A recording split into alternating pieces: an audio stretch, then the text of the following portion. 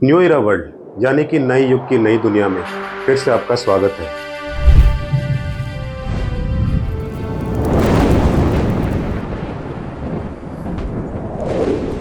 Elections आ गए हैं, माहौल फिर से एक बार हरियाणा का बदलने लगा है। सोसाइटी फर्स्ट का कंसेप्ट मन में लिए हम एक बार फिर से हाजिर हैं आपके सामने। अब चूंकि विश्वसनीयता चाहे मीडिया की हो या पॉलिटिशियंस की हो, इसमें हमारे मन मस्तिष्क में कुछ गहरे सवाल हमेशा उठते हैं। हालांकि हम उनका जवाब नहीं जानते, किंतु कहीं ना कहीं हमारे मन के किसी न किसी कोने में उम्मीद की एक किरण हमेशा प्रज्वलित रहती है। इसी एक उम्मीद के तहत हम सब लोग हमेशा उस ओर देखने का प्रयास अनजाने जाने करते ही हैं कि बदलाव शायद हमें वो कुछ ना दे पाए, किंतु उसका कुछ हिस्सा तो दे ही पाए जिसकी हम अपेक्षा करते हैं। इसी कड़ी में हमने एक प्रयास किया है आपके सामने आपके रूबरू कराने का एक ऐसी शख्सियत को जिनको हालांकि परिचय की आवश्यकता नहीं है, किंतु फिर भी हम आपको बता देते हैं। इनका नाम है श्री वीरेंद्र राठौर जी।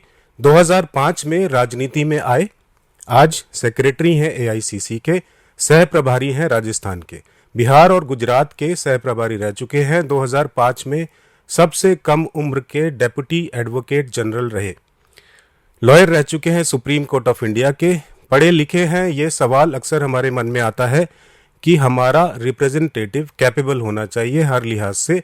ये तो आपने देखा ही होगा कि एक छोटी सी नौकरी पाने के लिए भी एक pre requisite educational qualification criteria होता है, किंतु पॉलिटिशियन के लिए नहीं। तो फाइनली हमें आज अच्छा प्रतीत हो रहा है एक पढ़े लिखे सभ्य और कर्मठ व्यक्ति से सवाल करने में, जिनका एक लंबा समय व्यतीत हुआ है अपनी कॉन्स्टिट्यूएंसी में, वहां के विधायक या मंत्री ना होते हुए भी, जो कि अविश्वसनीय लगता है सोच के।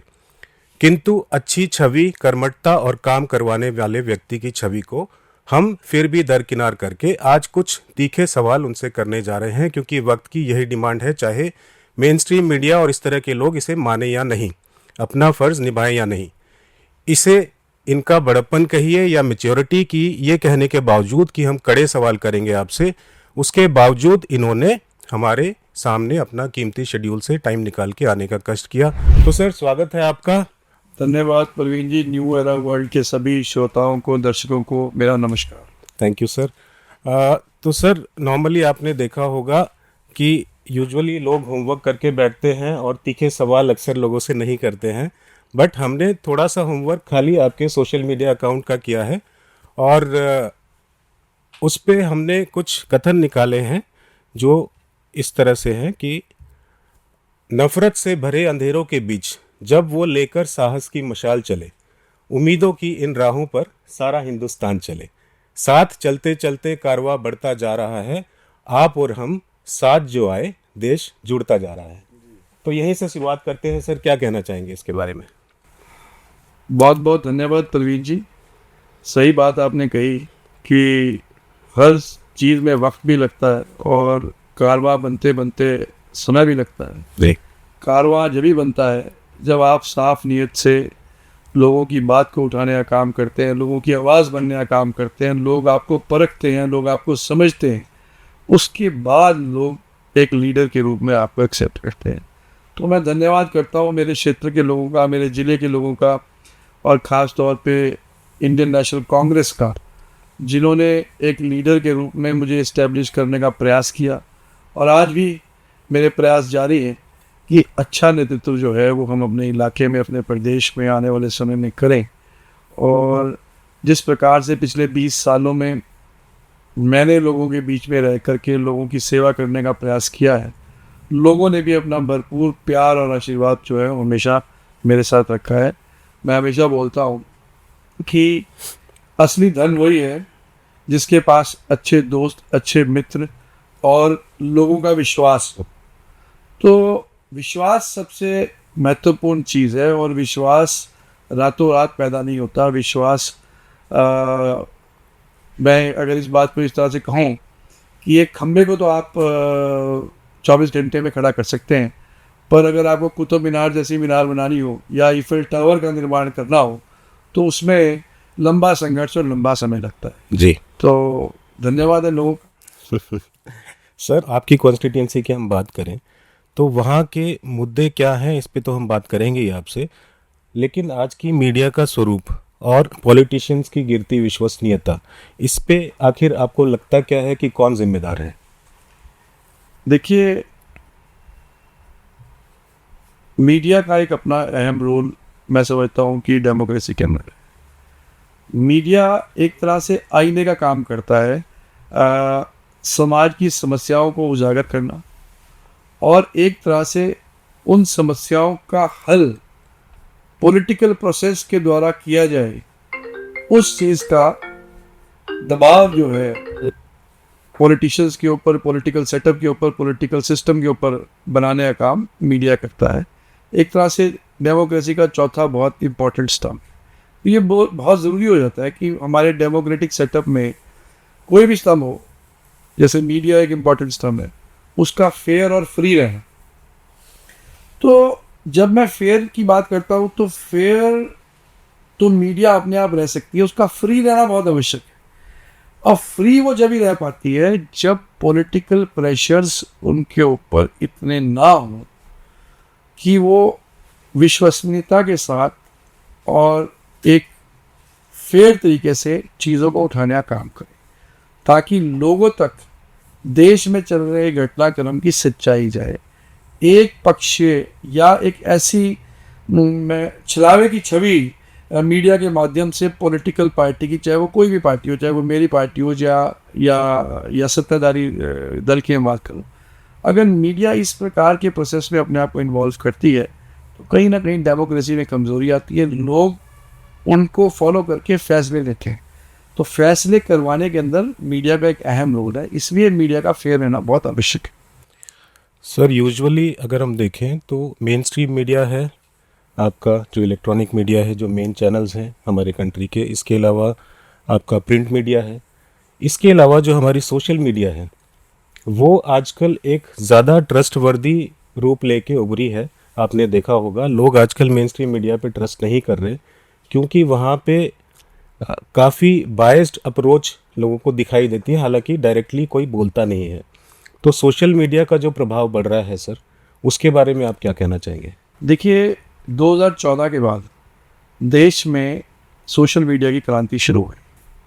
आखिरी चुनाव मैंने 2014 में लड़ा, उस समय तक सोशल मीडिया इतना प्रभावी नहीं था, बट पोस्ट 2014 सोशल मीडिया का एक बहुत अहम रोल आ गया। चाहे वो मैं पॉलिटिक्स की बात करूं, चाहे मैं देश के व्यापार की बात करूं, या मैं किसी वर्ग की बात करूं, सोशल मीडिया का एक इम्पॉर्टेंट रोल आज के दिन में पूरे देश के अंदर और पूरे विश्व में मैं कह सकता हूँ वो इम्पॉर्टेंट रोल है। कारण है, पहले हम समाचार पत्र पढ़ते थे, कोई घटना घटती थी, समाचार में छपती थी, और सुबह आप तक चाय की प्याली तक जब आप पीते थे तो वो समाचार आप तक पहुंचता था। तो 24 घंटे कम से कम एक खबर को ट्रैवल करने का समय लगता था। आज सोशल मीडिया के माध्यम से वो जो ट्रैवल टाइम है 24 घंटे का, वो घट करके सेकंड्स या लाइट पे आ गए हैं। तो आज सोशल मीडिया के ऊपर आप खबरें इंस्टेंट देखते हैं, आप तक खबरों को पहुंचने में समय नहीं लगता। तो इसलिए ये जो समय घटा है तो खबरें तेजी से फैली हैं, खबरों का, सूचनाओं का जो पहुंचने का जो समय है वो बहुत तेज हुआ है। इसलिए एक बहुत बड़ी क्रांति जो है वो पूरे विश्व में सोशल मीडिया लेके आया है। पर इसके साथ ही सोशल मीडिया का एक बहुत इम्पोर्टेंट रोल हो कि वो सही चीज़ें सोशल मीडिया के माध्यम से लोगों तक पहुँचाए। और मैं तो धन्यवाद भी करता हूँ कि जहाँ हमने पिछले 10 सालों में, मैं ये नहीं कहता कि media, main stream media biased रहा, बट कहीं ना कहीं पूरा देश जानता है, पूरा विश्व जानता है कि मीडिया बहुत प्रेशर के अंदर था, मीडिया फ्री नहीं कर पा रहा था अपने आप को। तो ऐसे में छोटे छोटे हमारे सोशल मीडिया प्लेटफॉर्म्स ने देश भर के अंदर एक बड़ा अहम भूमिका निभाई, कांग्रेस पार्टी की बात को जन जन तक पहुंचाने का काम किया। खास तौर पे आदरणीय राहुल गांधी जी की सोच, आदरणीय राहुल गांधी जी की सोच को आपने देखा होगा कि जब राहुल जी यात्रा लेकर के निकले तो सोशल मीडिया के हर छोटे बड़े प्लेटफॉर्म ने राहुल जी की यात्रा को कवर किया, और देश के 140-150 करोड़ लोगों तक, श्रोताओं तक राहुल जी की यात्रा, राहुल जी का संदेश, कांग्रेस पार्टी की आइडियोलॉजी को पहुंचाने का काम किया, जिसका असर इस लोकसभा चुनाव के अंदर देखने को मिला। तो मुझे लगता है कि सोशल मीडिया का आने वाले समय में और ज़्यादा महत्व बढ़ने वाला है। जब महत्व किसी चीज़ का बढ़ता है तो जिम्मेवारियां बढ़ती हैं। जिम्मेवारियां जब बढ़ती हैं तो मुझे लगता है कि एक सही तरीके से, फेयर तरीके से लोगों को काम करने की आवश्यकता पड़ती है। मुझे पूरी उम्मीद है कि देश का सोशल मीडिया जागरूक है और वो आने वाले समय में देश के मजबूत निर्माण के अंदर अपनी भूमिका निभाए। जी, तो सर अब लौटते हैं आपकी कॉन्स्टिट्यूएंसी में। आप शायद यूनिक और बिल्कुल डिफरेंट हैं जो अब तक जो हमने पॉलिटिशियंस के बारे में सुना है। आप तकरीबन 20 साल से अपनी कॉन्स्टिट्यूएंसी में काम कर रहे हैं। यूजुअली ऐसा देखा गया है कि कोई एमएलए एमपी किसी जगह से बनते हैं तो उसके बाद ही काम करते हैं, और उस समय भी कई लोग ऐसे होते हैं जो काम नहीं करते। पर आपका नाम इसलिए जाना जाता है कि आप वहाँ पे विधायक या मंत्री ना होते हुए भी आपने बहुत अच्छा काम किया है, बहुत सारे लोगों को सपोर्ट किया है, बहुत सारे वहाँ के मुद्दों को उठाया है। जगह जगह पे एक एक मुद्दे की हम बात करते हैं, एक एक लेके। सर, सबसे पहला मुद्दा हमने थोड़े दिन पहले उस पर एक वीडियो भी बनाई थी। वो चल रहा है कि आज हरियाणा में जो युवा है जिसको नौकरी नहीं मिल पा रही है, वो डंकी रूट से इंडिया से बाहर जा रहे हैं, और उसके लिए 35 से 70 लाख तक की रकम वो लोग खर्च कर रहे हैं। अपना ज़मीन बेच देते हैं, अपना कोई और पुश्तैनी मकान है, कुछ है, वो बेच के इतना पैसा लगा के डंकी रूट से जाते हैं। बहुत सारी परेशानियों का सामना करते हैं। कुछ लोग उनमें से मर भी जाते हैं रास्ते में, क्योंकि रूट्स बहुत ख़तरनाक हैं। कुछ लोग वहाँ पे गोली खाने से मर जाते हैं। तो इस तरह की प्रॉब्लम्स फेस करके भी लोग पलायन करना चाह रहे हैं यहाँ से। ये एक बहुत बड़ा मुद्दा जो है घरौंडा से हमको पता चला है सर। प्रवीण जी, एक तो मैं आपको करेक्ट करूं कि ये घरौंडा स्पेसिफिक मुद्दा नहीं है, ये पूरे प्रदेश, पूरे हरियाणा का है, बट हम घरौंडा की बात कर रहे थे। तो अगर मैं करनाल डिस्ट्रिक्ट को मैं देखूँ और जिसमें मेरी विधानसभा क्षेत्र है, ये एक आप देखेंगे कि पिछले 10 वर्षों में जो सरकार की, भाजपा सरकार की नीतियां रही हैं, वो युवाओं के साथ एक बहुत बड़ा छलावा किया गया। प्रधानमंत्री ने 2 करोड़ नौकरी का वादा किया था, परंतु देने में विफल रहे। 2 करोड़ नौकरी पर ईयर का मतलब ये है कि 10 साल उनकी सरकार को हो चुके हैं और ये तीसरी टर्म जो है वो भाजपा सरकार की है। तो लगभग 20 से 30 करोड़ नौकरियां अब तक जनरेट की जानी चाहिए थी, जो भाजपा सरकार नहीं कर पाई। हरियाणा स्पेसिफिक में बात करूं कि 2.5 लाख वैकेंसी आज भी हरियाणा के अंदर, तो 2.5 लाख वैकेंसी अगर हमारी 90 विधानसभाएं हैं, अगर उनको आप उससे इक्वली डिवाइड भी करके देखेंगे तो लगभग 3 से 4 हज़ार बच्चा पर कॉन्स्टिट्यूंसी के अंदर नौकरी लगाई जा सकती है, जो कि काफ़ी बड़ा नंबर है। परंतु पिछले 10 वर्षों में सरकार ने इन सरकारी नौकरियों को निकालने का काम नहीं किया। अब जैसा कि आपने पहले मुझसे पूछा, सोशल मीडिया, आज का बच्चा जागरूक है, उसके पास इंफॉर्मेशन उसके मोबाइल के अंदर सोशल मीडिया के माध्यम से जब एकदम से आ रही है, वो इस बात को जान गया और मायूस हो गया कि देश के अंदर रोजगार के साधन पढ़ने लिखने के बाद भी उपलब्ध नहीं हो पाएंगे। तो जब दिक्कत कहाँ है, पहले लोग पढ़ने के लिए जाते थे, मैं बाहर जाने के खिलाफ नहीं हूँ, लोग पहले भी जाते थे। मैं फिर कह रहा हूँ कि विदेशों में जाके नौकरी कर रहा है, कोई अच्छी बात है, परंतु देश का नौजवान जब विदेश इसलिए जाए कि देश के अंदर उसको नौकरी के साधन उपलब्ध ना हो और वो मायूस हो जाए कि अब पढ़ने लिखने के बाद भी इस देश के अंदर हमारा कुछ बनने वाला नहीं है, वो खतरनाक स्थिति है। वो आपके देश के सारे टैलेंट को दूसरे देशों के अंदर भेजने का काम अब पिछले 10 वर्षों के अंदर हो रहा है। खतरनाक स्थिति और बन गई कि 2 तरह के लोग, जो साधन संपन्न है, जिनके पास 1-2 एकड़ ज़मीन है, वो तो अपनी ज़मीन को बेच करके 50-60 लाख रुपए खर्च करके डोंकी के माध्यम से अमेरिका जा रहे हैं। पर ऐसे भी तो बहुत बड़ी पॉपुलेशन है जिनके पास ज़मीन नहीं है, जो पॉवर्टी लाइन से नीचे रह रहे हैं, जो लोअर मिडिल क्लास के हमारे लोग हैं। वो क्या करें? सरकार ने चलावा क्या किया? सरकार ने डी ग्रुप की नौकरियां निकाल करके लोगों के अंदर भ्रम पैदा करने। डी ग्रुप की नौकरी क्या है? डी ग्रुप कायदे से आप डी ग्रुप की नौकरी में पानी पिलाने वाला लगाते हैं, चपरासी लगाते हैं, बेलदार लगाते हैं। अब यहाँ मैं नौकरी के ऊपर सवाल नहीं उठा रहा हूँ या किस प्रकार की नौकरी आप निकाल रहे हैं। सवाल इस बात का है कि 8th पास की क्वालिफिकेशन चाहिए अगर आपको बेलदार लगना है, आपको पानी पिलाने वाला लगना, आपको चपरासी लगना। पर चूंकि आप हायर क्वालिफिकेशन की नौकरी निकाल नहीं रहे, तो जब आप एक नौकरी बेलदार की निकालते हैं डी ग्रुप में, तो हज़ारों बच्चे जो 8वीं पास हैं वो भी अप्लाई करते हैं, और हज़ारों लाखों बच्चे जो MSc BSc PhD करे हुए हैं वो भी अप्लाई करते हैं। अब ये सरकार उन MSc PhD बच्चों को डी ग्रुप में पानी पिलाने वाला और बेलदार भर्ती करके कहती है हमने मेरिट पे काम कर दिया। ये मेरिट नहीं है, मैं बारी बारी कह रहा हूं, this is not merit. Correct. ये आपने युवाओं की पीढ़ी को बर्बाद कर दिया। कैसे कर दिया? कि मेरिट कब कंपेयर होती है? मेरिट हमेशा जब दो इक्वल कैंडिडेट्स, इक्वल क्वालिफिकेशन के कैंडिडेट्स अप्लाई करें तो आप कह सकते हो कि उन दोनों में से बेहतर को नौकरी मिलेगी। भाई एक 8th पास है, एक PhD, उसके अंदर क्या कंपैरिजन? वो बराबर ही नहीं है, तो वो मेरिट नहीं हो सकती कभी भी। PhD क्यों अप्लाई कर रहा है उस नौकरी को? क्योंकि आपने PhD के लायक नौकरी, आपने वैकेंसी को नहीं निकाला। आपने MSc BSc या ग्रेजुएट्स के लिए नौकरी को नहीं निकाला। आप ग्रेजुएट के लिए भी पानी पिलाने वाले की नौकरी निकाल रहे हैं, आप ग्रेजुएट MSc के लिए भी बेलदार बनाने की नौकरी निकाल रहे हैं। इससे हो क्या रहा है? इससे ये हो गया हमारे प्रदेश में कि जिस नौकरी पे 8th पास को जाना चाहिए था, उस नौकरी पे PhD MSc BSc ग्रेजुएट हमारे बच्चे नौकरी लगने का काम हो रहे हैं, और जो नौकरी ग्रेजुएट्स के लिए थी वो नौकरी आपने निकाली नहीं।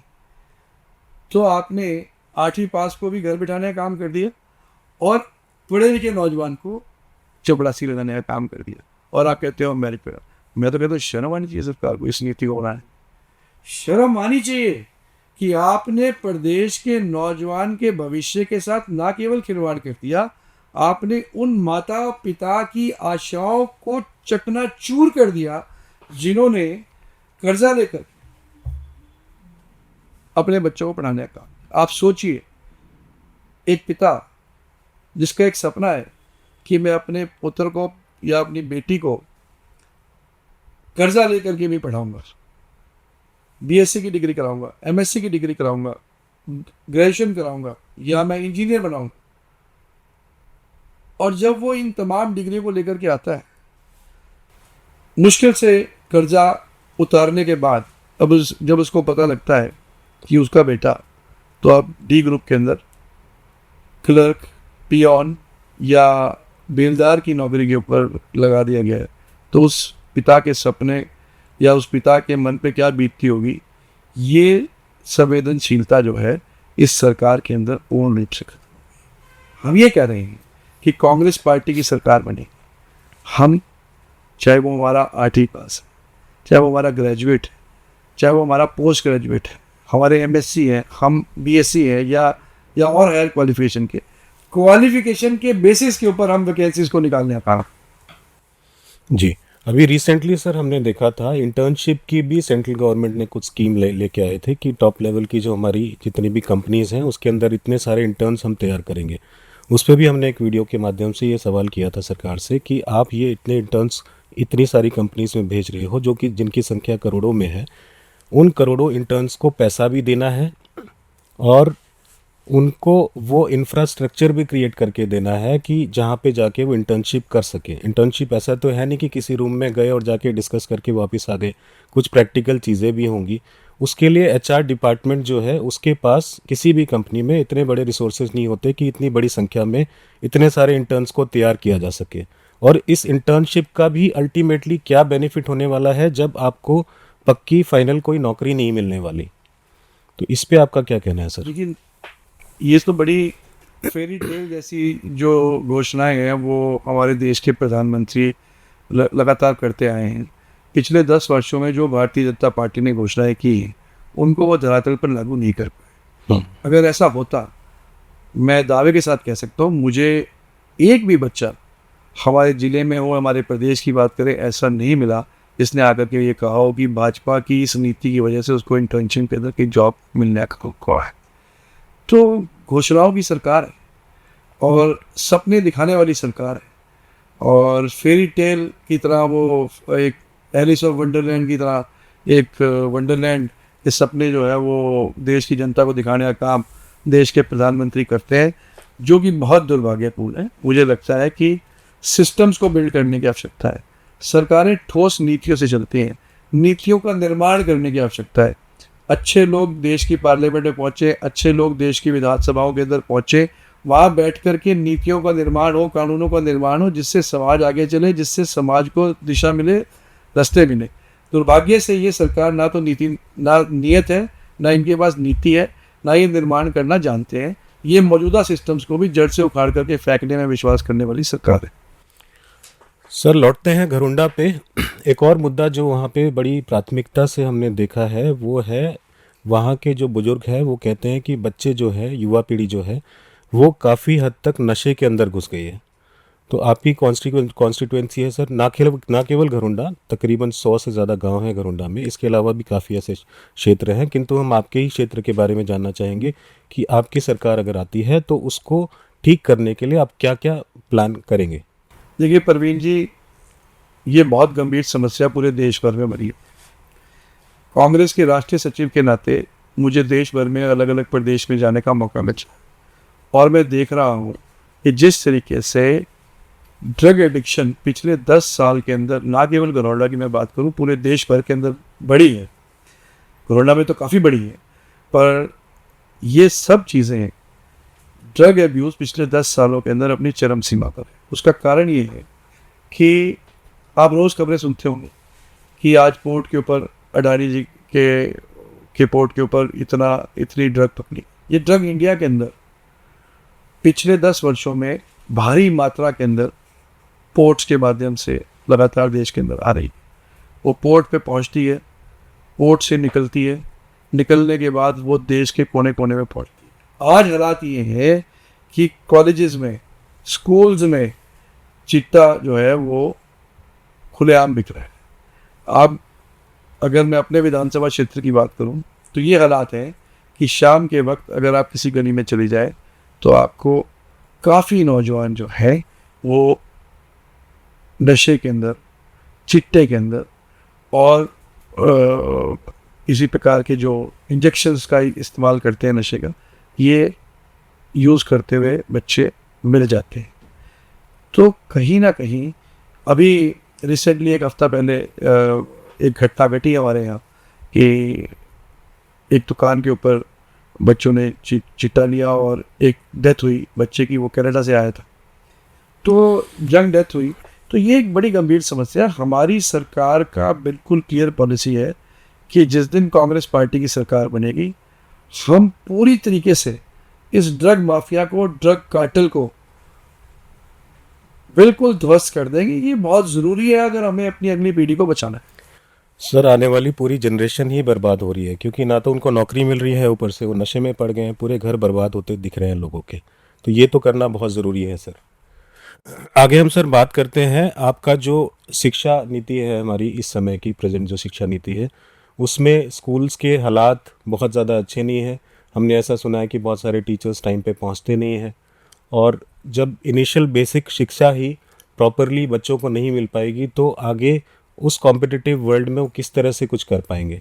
तो आपकी कॉन्स्टिट्यूएंसी में जो शिक्षा की हालत है इस समय पे, उसको आप सुधारने का किस तरह से प्रयास करेंगे, और इसके लिए बजट एलोकेशन सर, जो हमारा मानना है कि शास्त्रों में जैसा लिखा है, पहला सुख निरोगी काया यानी कि हेल्थ, उसके बाद आपका शिक्षा, ये बेसिक, सबसे ज़्यादा बेसिक इंग्रेडिएंट्स है लाइफ के, जिसके बिना लाइफ बिल्कुल भी अच्छी नहीं चल सकती। तो इसके लिए हमें सर बजट बढ़ाने की भी ज़रूरत है और इंफ्रास्ट्रक्चर को और बेटर करने की ज़रूरत है। तो उसके लिए आपकी क्या कोशिश रहेगी? देखिए प्रवीण जी, ये बहुत अच्छा सवाल आपने किया। और शिक्षा एक बहुत महत्वपूर्ण पहलू है। शिक्षा के माध्यम से ही आप देश का निर्माण कर सकते हैं।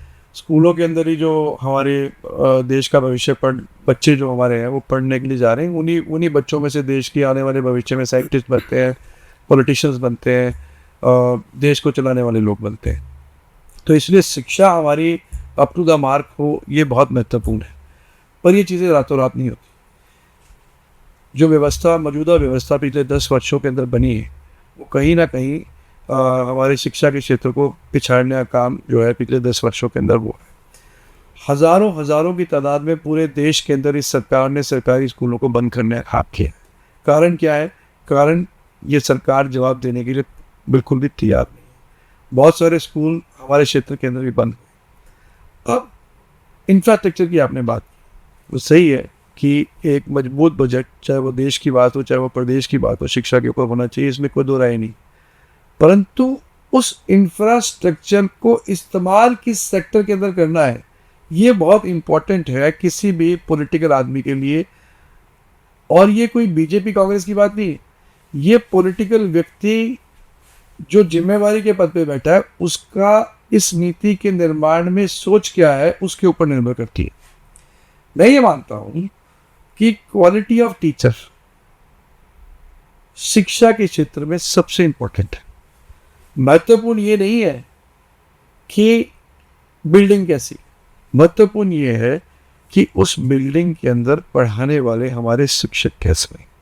और कहीं ना कहीं जो मुझे लगता है कि शिक्षकों की भर्ती की संख्या के अंदर पिछले 10 वर्षों के अंदर कमी आई।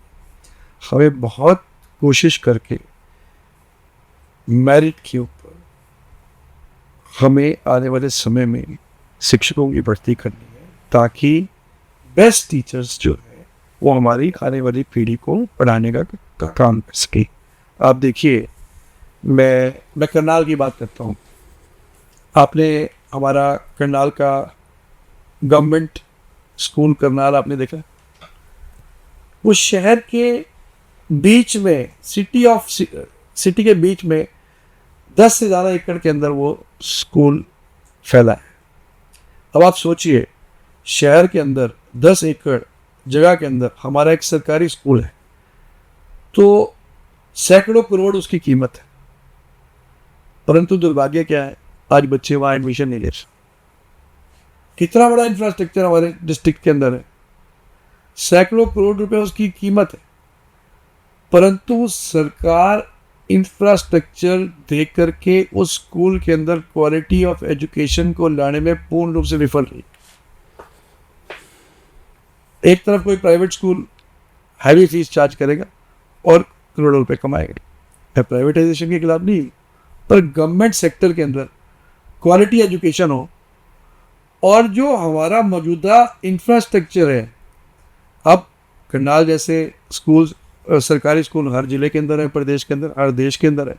सवाल ये है कि उस मौजूदा इतने बड़े इंफ्रास्ट्रक्चर को सही तरीके से सही दिशा में इस्तेमाल करके क्वालिटी एजुकेशन को प्रोड्यूस करना। भाई अगर आप 50 साल पीछे जाएं तो इन्हीं सरकारी स्कूलों के अंदर पढ़ करके करनाल के लोग IPS भी बने, इन्हीं हमारे गवर्नमेंट स्कूलों में पढ़ करके IAS अफसर्स भी इस स्कूल ने प्रोड्यूस करे, इन्हीं स्कूल ने हमारे जनरल्स, आर्मी के जनरल्स भी प्रोड्यूस करे, इसी करनाल के हमारे गवर्नमेंट सीनियर सेकेंडरी स्कूल ने हाई कोर्ट के हमारे मजबूत जजेस भी प्रोड्यूस करें है। तो जब एक ऐसी संस्था जिसने बेस्ट ऑफ बिजनेसमैन प्रोड्यूस करे हो, बेस्ट ऑफ अफसर प्रोड्यूस करे हो, बेस्ट ऑफ जजेस प्रोड्यूस करे हो, आज उस स्कूल के अंदर अपने बच्चों को कोई पढ़ाए ना, तो ये कितनी दुर्भाग्यपूर्ण स्थिति है। तो पिछले 10 वर्षों में हम आगे कहाँ कैसे बढ़ गए। हमें तो और बेहतर इस इंफ्रास्ट्रक्चर को करने की आवश्यकता है। तो मुझे लगता है कि मेरी सोच है कि मुझे इस सेक्टर के ऊपर आने वाले समय में अगर लोग मौका देंगे और कांग्रेस की सरकार बनेगी, तो मुझे लगता है कि इन प्रायोरिटीज़ के ऊपर निश्चित रूप से काम करने की कोशिश करेंगे। सर, ज़मीनी स्तर पे जो जनता है हमारी, उनके मन में हमेशा एक सवाल होता है, और आम तौर पे शाम को जब बड़े लोग बैठ के डिस्कस करते हैं तो ये कहते हैं कि पॉलिटिशियंस जो हैं वो पढ़ाई पे और इंफ्रास्ट्रक्चर या शिक्षा नीति पे जानबूझ के काम इसलिए नहीं करते क्योंकि लोग अगर पढ़ गए तो वो अपने हक के लिए ज़्यादा चीज़ें मांगना शुरू कर देंगे, और दूसरा अपना जो पॉलिटिकल स्ट्रक्चर है वो अपनी शिक्षा के अंदर उन चीज़ों को इन्वॉल्व नहीं करता, जैसे आपके राइट्स हैं, लीगल राइट्स हैं, लॉ क्या कहता है, सड़क पे कौन आपका चालान काट सकता है, इन सब चीज़ों को इनिशियल फेजेस में स्टडीज़ के अंदर शामिल नहीं करते। ये सब चीज़ें इसलिए नहीं करते क्योंकि अपने राइट्स के बारे में जान गए तो वो राइट्स अपना मांगना शुरू कर देंगे। तो ये शिक्षा नीति, इस तरह का इम्प्रेशंस नॉर्मल लोगों के अंदर क्रिएट हो चुका है सर, उसको किस तरह से चेंज करेंगे? मेरा अपना एक तजुर्बा है इसको लेकर के। डेमोक्रेसी में 2 हिस्से, एक चुने हुए नुमाइंदे, दूसरा उनको चुन के कौन भेजता है? उनको चुन के भेजती है देश की जनता, प्रदेश की जनता, आपकी विधानसभा की जनता। तो जिम्मेवारी दो तरफा है। आप किसको चुन रहे हो वो बहुत इंपॉर्टेंट है। जब आप किसी भी चुने हुए नुमाइंदे या किसी व्यक्ति को वोट करते हैं तो मेरा ऐसा मानना है कि वोटर के मन में भी ये सवाल होना चाहिए कि शिक्षा नीति पे कौन सा कैंडिडेट बेहतर है, हेल्थ के ऊपर या अस्पतालों की बात कौन सा कैंडिडेट करो। परंतु आप देखें कि देश भर में जब चुनाव आते हैं तो ये सब प्रश्न पीछे हट जाते हैं। जाति, कास्ट, धर्म, हम इन चीज़ों पे जाकर के जब वोटिंग पैटर्न को ले जाते हैं देश का, तो कहीं ना कहीं फिर ये नीतियाँ जो हैं, नीतियों के निर्माण करने वाले लोग जो हैं वो पीछे हटते हैं, विजनरी लीडर्स पीछे हट जाते हैं और जाति के आधार पर, धर्म के आधार पर लोग चुन कर के आ जाते हैं। इससे मुझे लगता है कि देश कहीं ना कहीं जो है वो पीछे जाने का काम करता है। जब तक विजन के लीडर्स वहाँ नहीं पहुँचेंगे, जब तक नीतियों का निर्माण नहीं हो, अगर हमारा भेजने का क्राइटेरिया, अब आप देखिए, क्या आपने सुना है अब चुनाव है? मैंने अपने 20 साल के राजनीतिक जीवन में किसी भी चुने हुए नुमाइंदे को जब वो चुनाव में आता है, जनता से ये सुनते नहीं मैंने कभी देखा कि आपने कितने कानूनों का निर्माण विधानसभा में किया और कौन से कानूनों का निर्माण। क्या ये मुद्दा रहता है? जबकि आप हैरान हो जाएंगे कि एमएलए का काम क्या है। ज़्यादातर लोगों को यही नहीं पता एमएलए की ड्यूटीज़ क्या है, रिस्पॉन्सिबिलिटीज़ क्या है। अब अगर आप पॉलिटिकल लोगों से भी सवाल करेंगे तो वो कहेंगे कि एमएलए, या आप पूछेंगे कि भी अगर एमएलए बन के आप क्या करेंगे, तो ज़्यादातर लोग बोलेंगे सेवा करने के लिए हुआ है। ठीक है, सेवा एक भाव एमएलए बनने के लिए होना चाहिए और वो आवश्यक है। परंतु आपको देखना चाहिए कि सरकार एमएलए को तनख्वाह देती है। जब आप गवर्नमेंट से सैलरी ड्रॉ करते हैं तो इसका मतलब ये है कि आप किसी पर्पस के लिए हो जिससे आपको तनख्वाह मिलती है। करेक्ट। भाई, आपका ये बड़ा स्टूडियो है, शानदार स्टूडियो है, आपने यहाँ पे एम्प्लॉयज रखे होंगे, आप सैलरी देते हैं अपने एम्प्लॉय को, जिसको सैलरी देते हैं उसकी ड्यूटी और उसका काम डिफाइंड है। अब आप सोचिए कि जिस काम के लिए आप सैलरी देते हैं वो काम ना करके वो व्यक्ति कुछ और काम करने लगे तो आपके स्टूडियो की हालत होगी। तो वही कुछ ना कुछ हमारी राजनीति के अंदर पिछले वर्षों के अंदर, कुछ वर्षों के अंदर हो गया। अब ज्यादातर लोगों को ये नहीं जानकारी है कि एमएलए को अगर तनख्वाह मिल रही है तो उसका एक ही काम है, विधानसभा में बैठ कर के कानूनों का निर्माण करना। Member of legislative assembly, legislative assembly का मतलब ये है कि वो लोगों का एक समूह जो प्रदेश को चलाने के लिए कानूनों का निर्माण करेगा, और उन कानूनों के निर्माण करने के लिए, क्योंकि आप समय देंगे 5 साल का, आपको एक या जो भी सैलरी है वो आपको सैलरी दी जाती। तो लेजिस्लेचर का मतलब क्या है? लेजिस्लेचर का मतलब है कानून। मेंबर ऑफ लेजिस्लेटिव असेंबली का एक ही काम है कि आप जाइए, लोगों ने आपको भेज दिया, लोगों की नीड्स और ज़रूरतों के अनुसार आप नीतियां बनाइए, उस कमरे में बैठ करके आप कानून बनाइए ताकि लोगों के जीवन के अंदर एक सार्थक बदलाव आ सके। ये काम है। हम उससे असल में दूसरे कामों की अपेक्षा करने लगते हैं। जिस दिन देश की जनता हाउस में बैठे हुए लोगों से ये पूछने लगेगी कि आप ये बताइए कि आपने 5 साल में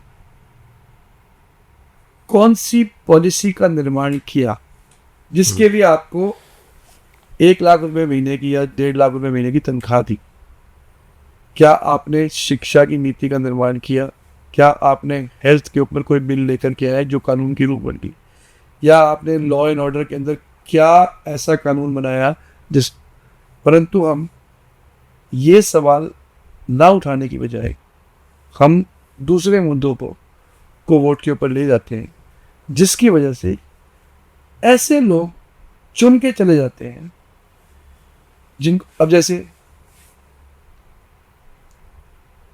अब आप बताइए कि मैं एक देख रहा था, एक साथी की क्वालिफिकेशन 8th पास, वो एक पार्टी से, नेशनल पार्टी से एमएलए का चुनाव लड़ा।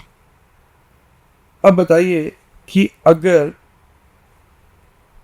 एक ऐसी शिक्षा नीति का निर्माण उन 90 लोगों ने करना हो जिससे प्रदेश की बेस्ट टीचर्स प्रोड्यूस किया सकते हैं, उस नीति का निर्माण एक अनपढ़ व्यक्ति कैसे करे?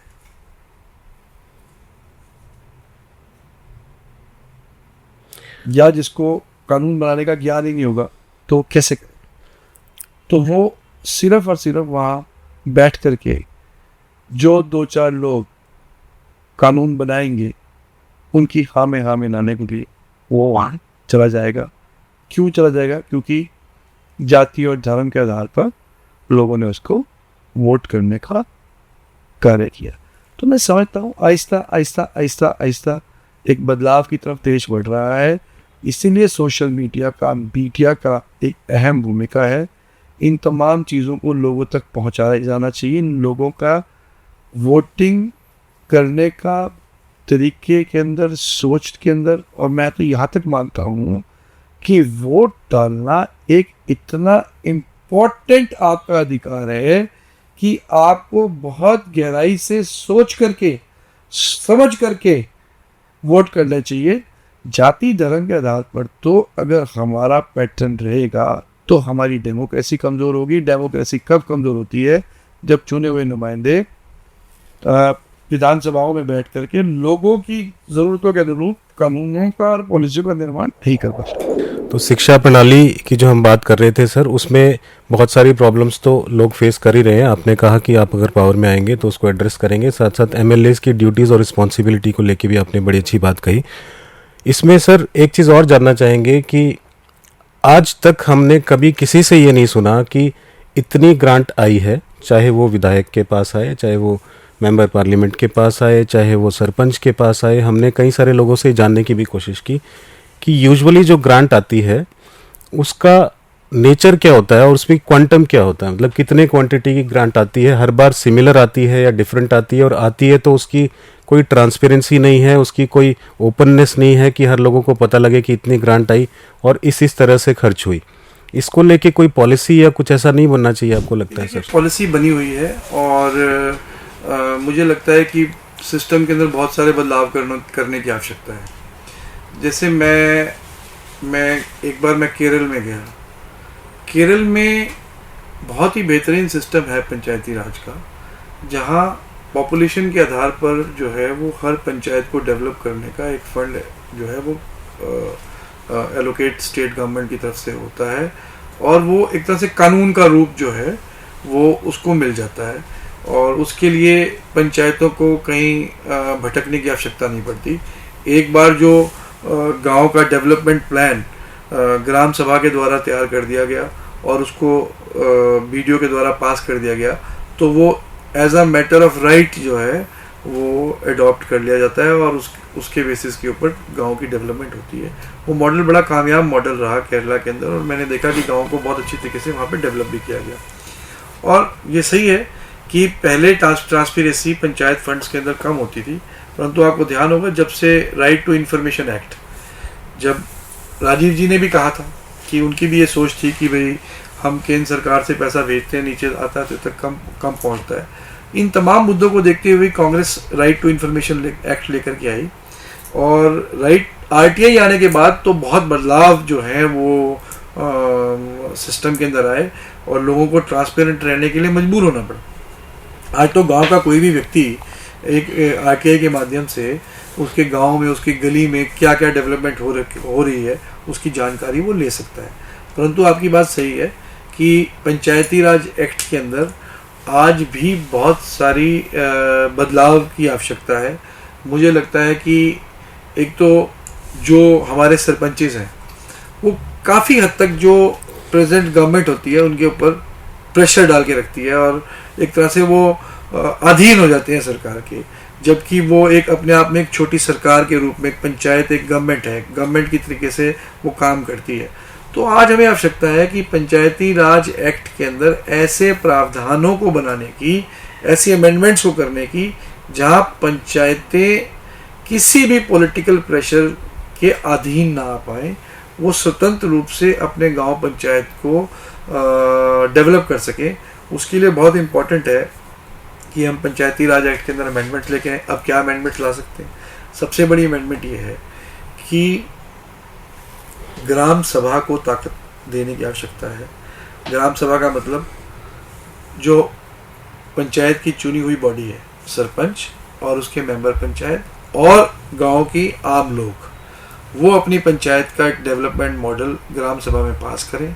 वो ग्राम सभा से पास होकर के ब्लॉक डेवलपमेंट ऑफिसर के पास जाए और जैसे ही वो ब्लॉक डेवलपमेंट ऑफिसर के पास जाए वो कानून का रूप ले। जब वो कानून का रूप लेगा तो निश्चित रूप से चुने हुए नुमाइंदों को किसी के आगे हाथ जोड़ने की आवश्यकता नहीं पड़ेगी। सरकार बाध्य होगी उस फंड को उस पंचायत में एलोकेट करने के। इसलिए मैं हमेशा से बोलता हूं कि पंचायती राज जब ही मजबूत हो सकता है जब पंचायत के डेवलपमेंट के एजेंडे को हम कानूनी रूप देने का काम करेंगे, उसको ताकत देने का काम करेंगे। तो ये तमाम अमेंडमेंट्स विधानसभा में बैठ के होंगी, ये अमेंडमेंट्स चुने हुए नुमाइंदों के साथ बैठ के होंगी। इसलिए जब तक इस सोच के, इन बातों को आगे रखने वाले लोग वहां तक नहीं पहुंचेंगे, जब तक ये बदलाव नहीं किया सकते। इसलिए मैं हमेशा बोलता हूँ वोट करना एक बहुत महत्वपूर्ण अधिकार है। सर, रिसेंटली हमने देखा था, नलवी कला एक गांव है आपके उसमें आता है, नलवी कला में हमने देखा कि उन्होंने कहा कि आजकल रूल ऐसा बना दिया कि जितने एसडीओज और जेईज हैं वही लोग फंड ट्रांसफ़र करते हैं डायरेक्टली टू द वेंडर। तो उनका रोल बीच में कुछ नहीं रह गया है। पहले उनके थ्रू सारी चीज़ें होती थी, उनको ग्राउंड रियलिटीज़ का पता होता था, लेकिन ये लोग एक बेसिक सा सर्वे करते कहीं बैठ के और गांव की असल मुद्दों का और चीज़ों का उनको पता नहीं होता कि सड़क कहाँ से। हमने एक सड़क ऐसी भी देखी जिसकी कोई प्रैक्टिकली ज़रूरत ही नहीं थी, वहाँ पे काम हो रहा था और जहाँ ज़रूरत थी वहाँ काम नहीं हो रहा था, और directly fund transfer vendor to SDOs या उनके पास जा रहा है। तो इसमें इसके अलावा भी अगर आरटीआई से भी, जैसे आपने कहा कि आरटीआई से आप इन्फॉर्मेशन ले सकते हैं, कुछ ऐसा सिस्टम बन जाए, कोई वेबसाइट बन जाए या ट्रांसपेरेंसी वाली गवर्नमेंट की कोई साइट बन जाए जिसपे कि ये सारी इन्फॉर्मेशन पहले से ही हो, आदमी को आरटीआई करने की ज़रूरत ना पड़े। और दूसरा, जो लोग जिम्मेदार हैं ग्राउंड पे काम करने के, उन लोगों के पास कुछ तो डिसीजन मेकिंग और डिस्क्रिशनरी पावर्स होनी चाहिए। ये सरकार की प्रैक्टिकल अप्रोच नहीं है। सरकार ये पॉलिसी लेकर के आई जिससे आपने देखा होगा कि पूरे हरियाणा के सरपंचों को एक तरह से परेशान करने का काम उन्होंने किया, और हरियाणा के सरपंचों ने जब आवाज़ उठाई तो उनके ऊपर भारी लाठीचार्ज जो है वो इस मौजूदा सरकार ने किया। पर मैं ये मानता हूँ कि एक बार सरकार को एक चुने हुए नुमाइंदे के नज़रिए से भी देखना चाहिए। उसका नज़रिया क्या है? आज गांव के अंदर कोई सड़क टूट गई तो चुने हुए नुमाइंदे के ऊपर एक प्रेशर है कि उस सड़क को तुरंत उसका निर्माण करना। आपने उसको रातों रात निर्माण कराने से रोकने का काम कर दिया। आपने सीधा वेंडर को वो पावर दे दी, और वेंडर कब आप उसका टेंडर लगाएंगे, उसके अंदर 10 दिन लग जाए, 20 दिन लग जाए, महीने लग जाए, 6 महीने लग जाए। आपके पास उन चीज़ों को मॉनिटर करने के लिए ऑफिसर्स नहीं है, टाइम बाउंड करना भी इम्पोर्टेंट है। नहीं है। आपके पास एसडीओज की इतनी शॉर्टेज है कि एक एसडीओ को पूरे 100 गाँव पंचायतों की पॉलिसी बनाना और उसको मॉनिटर करना है। जब एक एसडीओ 100 पंचायतों की पॉलिसी बनाएगा तो एक पॉलिसी जो बनकर के 24 घंटे के अंदर, पहले सिस्टम में सड़क को 24 घंटे में बनाया जा सकता था, अब वो 6 महीने, 7 महीने, 8 महीने में तो पब्लिक जो है वो छोटे से गांव के अंदर त्राहिमाम कर देती है। या बहुत सारे इमरजेंसी काम है, आज बारिश आ गई या जोड़ ओवरफ्लो कर गया और ओवरफ्लो करने के बाद जो है वो पानी गलियों में भर गया, तो आप क्या करेंगे? सरपंच को पंचायत फंड का इस्तेमाल करके उसकी सफाई करानी उसकी आवश्यक है, या उसका वो टेंडर लगाए। टेंडर 4 महीने के अंदर पास होगा, तो 4 महीने तक आप इमेजिन करिए कि उन गलियों का क्या हाल होगा, उन गाँव की स्वच्छता का क्या हाल होगा। इतने बुरे हालात बन गए कि इस सिस्टम की वजह से कि सरपंचेस अपने गांव की सफाई नहीं कर पा रहे थे, गलियों के अंदर कूड़ों का ढेर लग गया, इसलिए कि 2 लाख रुपए सफाई पे खर्चा आएगा, पंचायत में पैसे पड़े हैं पर सरपंच इस्तेमाल नहीं कर सकता, आप टेंडर लगाएंगे। आप सोचिए, जिस हर गली के अंदर कूड़े का ढेर हो और सरपंच उसकी सफाई के लिए जब टेंडर लगाए, टेंडर 3 महीने में छूटे, 4 महीने में छूटे, तो 4 महीने तक, 3 महीने तक उस पंचायत का क्या हाल हो। तो ये काम जो है, ये इस सरकार ने जो है वो पिछले 10 सालों में करने का काम किया, जिसकी वजह से सरपंच परेशान है। सरपंचों का कहना बिल्कुल सही है, लोगों ने अगर उनको चुना है तो लोग उनसे तुरंत समाधान की अपेक्षा करते हैं। सर हमने 2 गांव विजिट किए थे पीछे, एक ऊंचा समाना और एक दूसरा गांव और था, उसका नाम मुझे याद नहीं आ रहा। उस गांव में आज भी सर 21वीं सदी में 2024 में हम लोग आज हैं, आज भी उनके गांव के बाहर एक जोड़ है जिसमें पानी भर जाता है, कीचड़ हो जाता है, आज भी ये स्थिति है। और इसी तरह से मैं थोड़ा सा एग्जांपल आपको देना चाह रहा था ऊंचा समाना का। ऊंचा समाना के साथ में ही ये पुल है सर, इसकी काफ़ी मान्यता है और करोड़ों रुपए की यहाँ से पक्का पुल है, करोड़ों रुपए की इनकम यहाँ से इनको जनरेट होती है।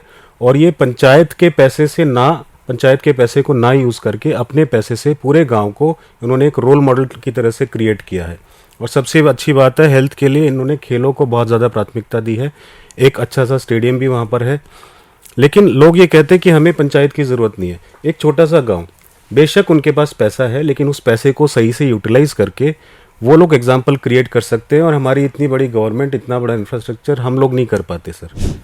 देखिए, जहाँ तक आपने ऊंचा समाना की बात की, ये बात सही है कि पंचायत की आमदन जो है वो करोड़ों रुपए में है और पंचायत उस फंड को इस्तेमाल करती थी पहले और डेवलपमेंट के लिए।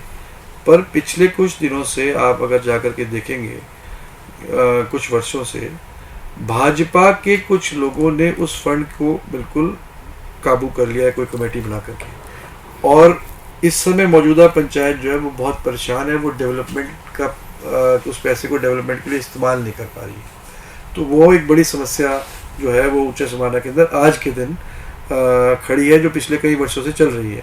और ये सब चीज़ें भाजपा के दौरान हुई।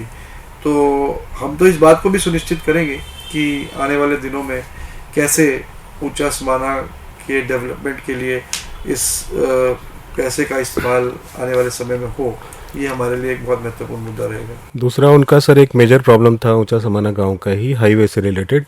वहाँ पे क्या हुआ है, एक फ्लाईओवर का निर्माण हुआ है रिसेंटली, लेकिन वो फ्लाईओवर ऐसा है जो पिलर्स पे नहीं है, जो चारों तरफ से कवर करके जिसमें मिट्टी भर के बनाते हैं, क्योंकि कर्व फॉर्म में है। अब उन लोगों को बहुत ज़्यादा रॉन्ग साइड चलना पड़ता है और जो वहाँ पे मान्यता के कारण लोग आते थे उनकी पार्किंग की बहुत बड़ी समस्या हो गई, ट्रैफिक वहाँ पे पूरा मैश हो गया है। तो हाईवे अथॉरिटी को उन्होंने बहुत कोशिश करी, बहुत ट्राई किया, बहुत रिक्वेस्ट किया, लेकिन फिर भी उन्होंने वो वाला पुल वहाँ पे नहीं बना के बहुत ज़्यादा समस्या क्रिएट कर दी है। देखिए, ये तो चुने हुए नुमाइंदे को की जिम्मेवारी थी कि जिस समय ड्राइंग्स पास हो रही थी तो उस समय चुने हुए नुमाइंदे जो हैं वो मौजूदा विधायक जो हैं वो क्या कर रहे हैं। और ख़ास तौर पे आपको ध्यान होगा कि नितिन गडकरी जी, तो उनके पास ये महकमा था, तो अगर कोशिश की जाती तो इसका समाधान किया जा सकता था, परंतु अब तो ये जीवन भर के लिए एक समस्या बन करके खड़ी हो गई।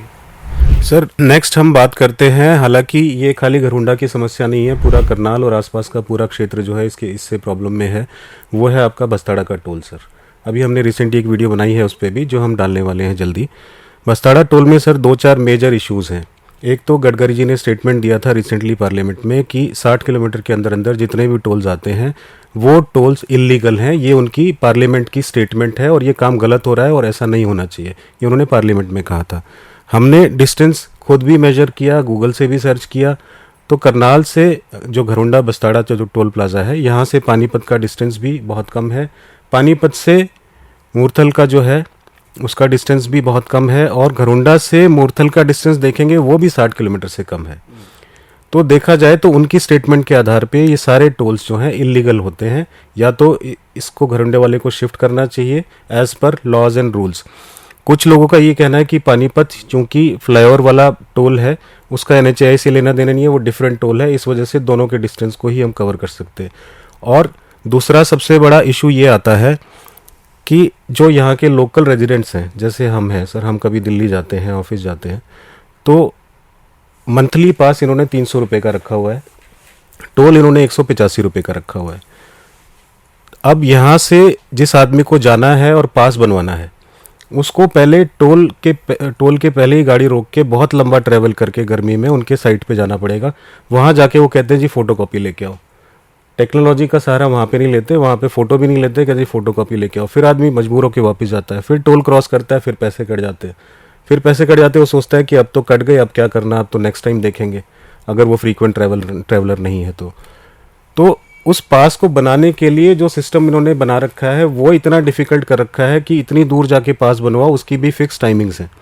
और गडकरी जी के स्टेटमेंट के आधार पे ये टोल जो है ऑलरेडी इलीगल है। तो इस पे हम कोई एक्शन या कुछ करने जा रहे हैं सर? देखिए, ये आपने बहुत ही महत्वपूर्ण सवाल प्रवीण जी उठाया है। टोल, बस्ताड़ा टोल हमारे इलाके का, हमारे ज़िले के लिए बहुत ही एक गंभीर मुद्दा बन गया है। आप देखेंगे कि बस्ताड़े के ऊपर जो टोल है वो 185 रुपये का टोल है। उसके बाद 20 किलोमीटर के बाद, आप 15 किलोमीटर के बाद पानीपत का टोल टैक्स आता है, वहाँ आप 40 रुपये का 40 रुपये। तो 185 और 40 225। उसके बाद आप मूर्थल पहुँचते हैं तो वहाँ आप 110 रुपये का टोल देते हैं। तो कितना टोल हो गया? 335 रुपये को आप अगर 50 किलोमीटर से डिवाइड करते हैं तो लगभग 6.5 रुपये प्रति किलोमीटर की दर से आप टोल देते हैं। परंतु करनाल का हर एक नागरिक हर रोज 6.5 रुपये प्रति किलोमीटर की दर से इस 50 किलोमीटर में का टोल देने का काम कर रहा है। मैं जो बोलता हूँ कि ये सरकार की नीयत जो है वो लोगों की जेब को लूटने की है, वो वैसे नहीं मैं बोलता हूँ, कारण है। उदाहरण के तौर पे रोडवेज तो सरकार का महकमा है। आप मुझे बताइए कि अगर आप करनाल से घरौंडा जाएंगे तो आपकी टिकट मान लो 10 रुपये की लगेगी। करनाल से पानीपत जाएंगे तो आपकी टिकट और 5 रुपये महंगी लगेगी। आप करनाल से मूर्थल जाएंगे तो और 5 रुपये महंगी लगेगी। पर करनाल से मूर्थल का भी एक रेट और करनाल से घरौंडे का भी एक रेट, ये कैसे संभव हो सकता है? आप अभी गाड़ी उठाइए और 15 किलोमीटर घरौंडा चल जाइए, आप 185 रुपये कटेंगे। वही गाड़ी उठाइए और आप दिल्ली जाइए तो भी 185 कटेंगे। तो 15 किलोमीटर हाईवे यूज करने वाले से भी 185 और 120 किलोमीटर हाईवे यूज करने वाले से भी 185। ये कौन सी थ्योरी है? ये कौन सी नीति है? तो यहां तो एक जबरदस्त लूट जो है वो सरकार के माध्यम से हो गई और सीधा सीधा लोगों की जेब से कैसे पैसे को निकालना है और लोगों के जीवन को किस तरीके से परेशानी में डालना है। परंतु सवाल फिर घूम के यहाँ आता है। मैंने पिछले साल इस मुद्दे को उठाया जिस दिन नितिन गडकरी जी करनाल आए। आप हैरान मान जाएंगे प्रवीण जी, मेरे फेसबुक पेज के ऊपर भी वो वीडियो है।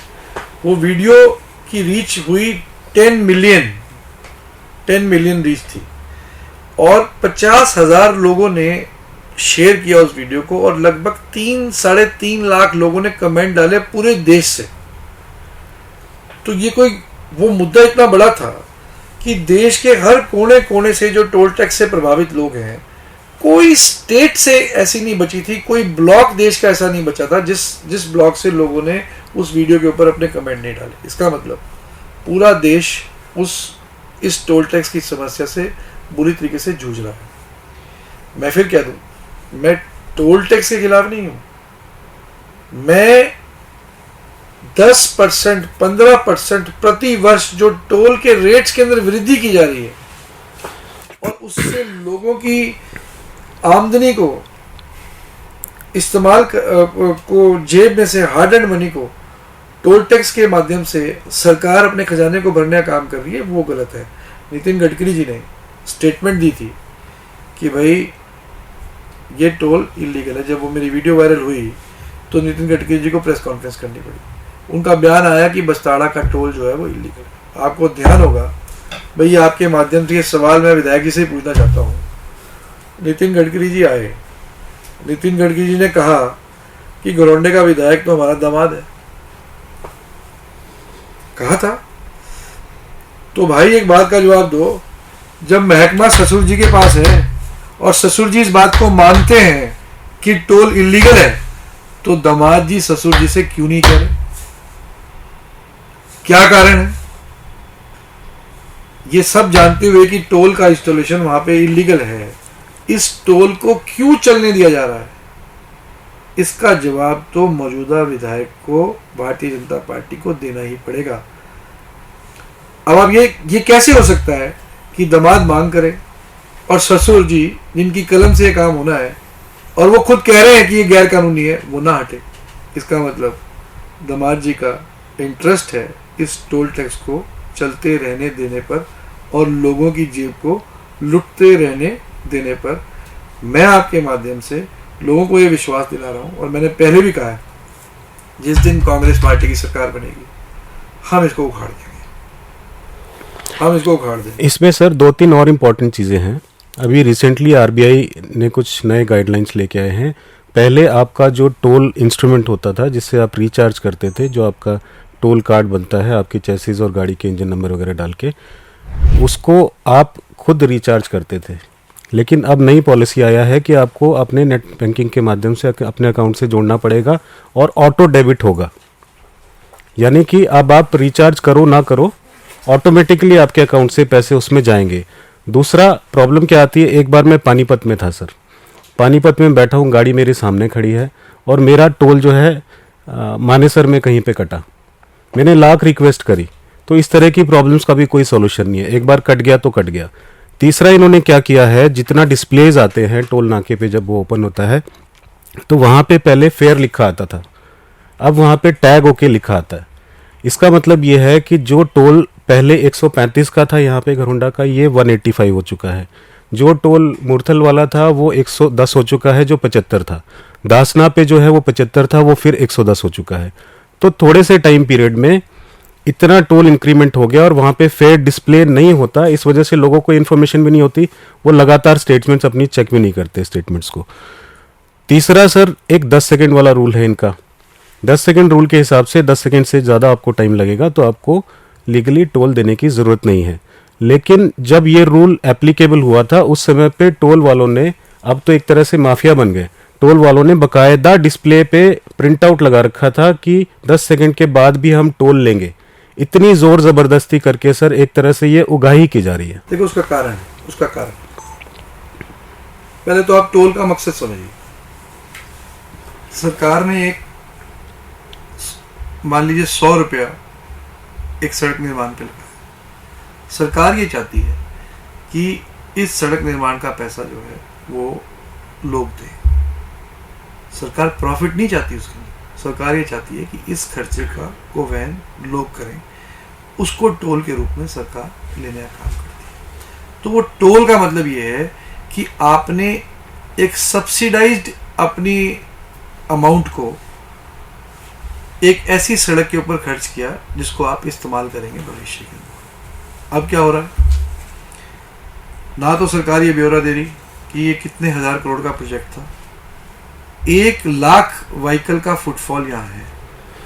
1 लाख व्हीकल के फुटफॉल को आप ये मान के चलो कि अगर 185 रुपये एक व्हीकल देती है तो कितना बड़ा हैवी अमाउंट पर डे बस ताड़ा टोल से कलेक्शन होने का काम होता है।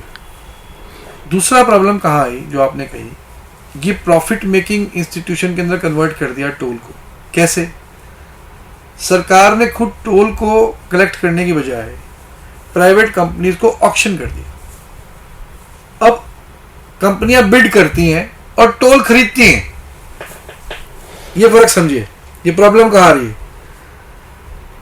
सरकार ने कहा कि हम इस टोल की कलेक्शन को एक कंपनी को इनकम जनरेट करने के लिए दे दिया। सरकार उससे इनकम टैक्स ले रही है, तो आपने इसको एक इनकम जनरेटिंग बॉडी में कन्वर्ट कर दिया टोल को। और जब बड़ी बड़ी कंपनियां उस टोल को ऑक्शन करती हैं, ऑक्शन में पार्टिसिपेट करती हैं, आपने ए अमाउंट बिड करी, मैंने आपसे ज़्यादा अमाउंट बिड करी, तीसरे ने मुझसे भी ज़्यादा अमाउंट बिड करी और आपने हाईएस्ट बिडर को टोल दे दिया, तो स्वाभाविक है कि जब हाईएस्ट बिडर टोल लेगा तो वो ये चेक करेगा कि मुझे साल में सरकार को इतना देना है, तो मुझे इतने प्रॉफिट को, इतने पैसे को लोगों की जेब से लेना है। तो आपने जब ऑक्शन कर दी, तो ऑक्शन की पॉलिसी का तो मतलब सीधा सीधा ये होता है कि आपने लोगों की जेब के ऊपर बोझ डाल दिया। अब आप बताइए, ये अगर 1 लाख गाड़ी गई, 185 रुपये हुआ, कितना कलेक्शन हुआ? 1,85,00,000। 1,85,00,000। अब अगर आपको, क्या आप पर डे 2.5 करोड़ के ऊपर इसको ले लेंगे? अगर आपने 1,85,00,000 रुपए पर डे अगर सरकार को देना है, तो स्वाभाविक है ना, आपको कलेक्शन बढ़ानी पड़ेगी। कल को दूसरी कंपनी आकर के 2 करोड़ की बिड करेगी पर डे, या 3 करोड़ की बिड करेगी, तो स्वाभाविक है 185 से बढ़ा करके उसको 230 करना पड़ेगा, 240 करना पड़ेगा। तो बोझ किसकी जेब पे आएगा?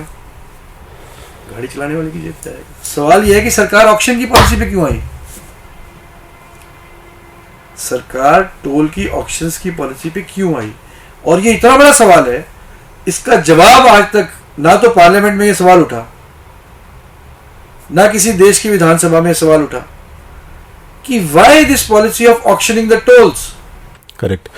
इंस्टेड होना ये चाहिए कि एक टोल के निर्माण में जितना खर्चा आया, उस खर्चे को डिफाइन कर दिया जाए कि ये आज का ट्रेंड है, इतनी गाड़ियाँ यहाँ से पास होती हैं, इसके हिसाब से इतने साल में ये पूरा होता है। उसके बाद मेंटेनेंस का जो आप लेना चाहो वो थोड़ा सा ले सकते हो। तो ये ट्रांसपेरेंसी बिल्कुल नहीं है सर इसमें, कि कितना पैसा आपका लगा है, कितनी आपकी इन्वेस्टमेंट हुई है, कितना रिटर्न कितने दिनों में आता है। और जो फ्रीक्वेंसी चेंज हुई है, लोगों की परचेजिंग पावर चेंज होने की वजह से व्हीकल्स ज़्यादा खरीद रहे हैं लोग, अब थोड़ा सा डाउनफॉल चल रहा है, अदरवाइज व्हीकल्स बहुत ज़्यादा लोग खरीद रहे हैं, तो फ्रीक्वेंसी बढ़ रही है हाईवे पे। ट्रैफिक कंडीशंस बहुत ज़्यादा इंप्रूव नहीं हो रही, बहुत ज़्यादा ट्रैफिक कंडीशंस हमारी ड्रास्टिकली पुअर हो रही है, और टोल्स पे लंबे लंबे जाम भी लगते हैं सर इस चक्कर में। उसमें जो तेल का और प्रदूषण का जो इंक्रीमेंट होता है, खर्च होने का और प्रदूषण का इंक्रीमेंट, वो एक अलग समस्या है। नहीं, आप प्रवीण जी इसका दूसरा एंगल नहीं देख रहे। मैं कुछ और कह रहा हूँ, आप समझिए उस बात को। मैं क्या कह रहा हूँ, टोल स्टार्ट हुआ बस्ताड़े से पानीपत मोड़ तक 50 किलोमीटर्स, कितना पैसा हुआ इकट्ठा? 300-350 रुपये। 1 लाख गाड़ी आई, 3,25,00,000। 3,25,00,000 रुपया पर डे आपने कलेक्शन की। एक महीने में 3 करोड़ पर डे हो गया। हाँ, 90 करोड़ के आसपास, 90 करोड़ के आसपास, 100 करोड़ के आसपास हो गया एक महीने में। 100 करोड़ रुपया महीना हो गया, तो साल का 1200 करोड़। 1200 करोड़। 10 साल का 12,000 करोड़। 12,000 करोड़। पैच कितना है? 50 किलोमीटर का। अब 12,000 करोड़ को 50 किलोमीटर से डिवाइड करिए, कितना हो गया? मतलब 25-30 करोड़ के आसपास।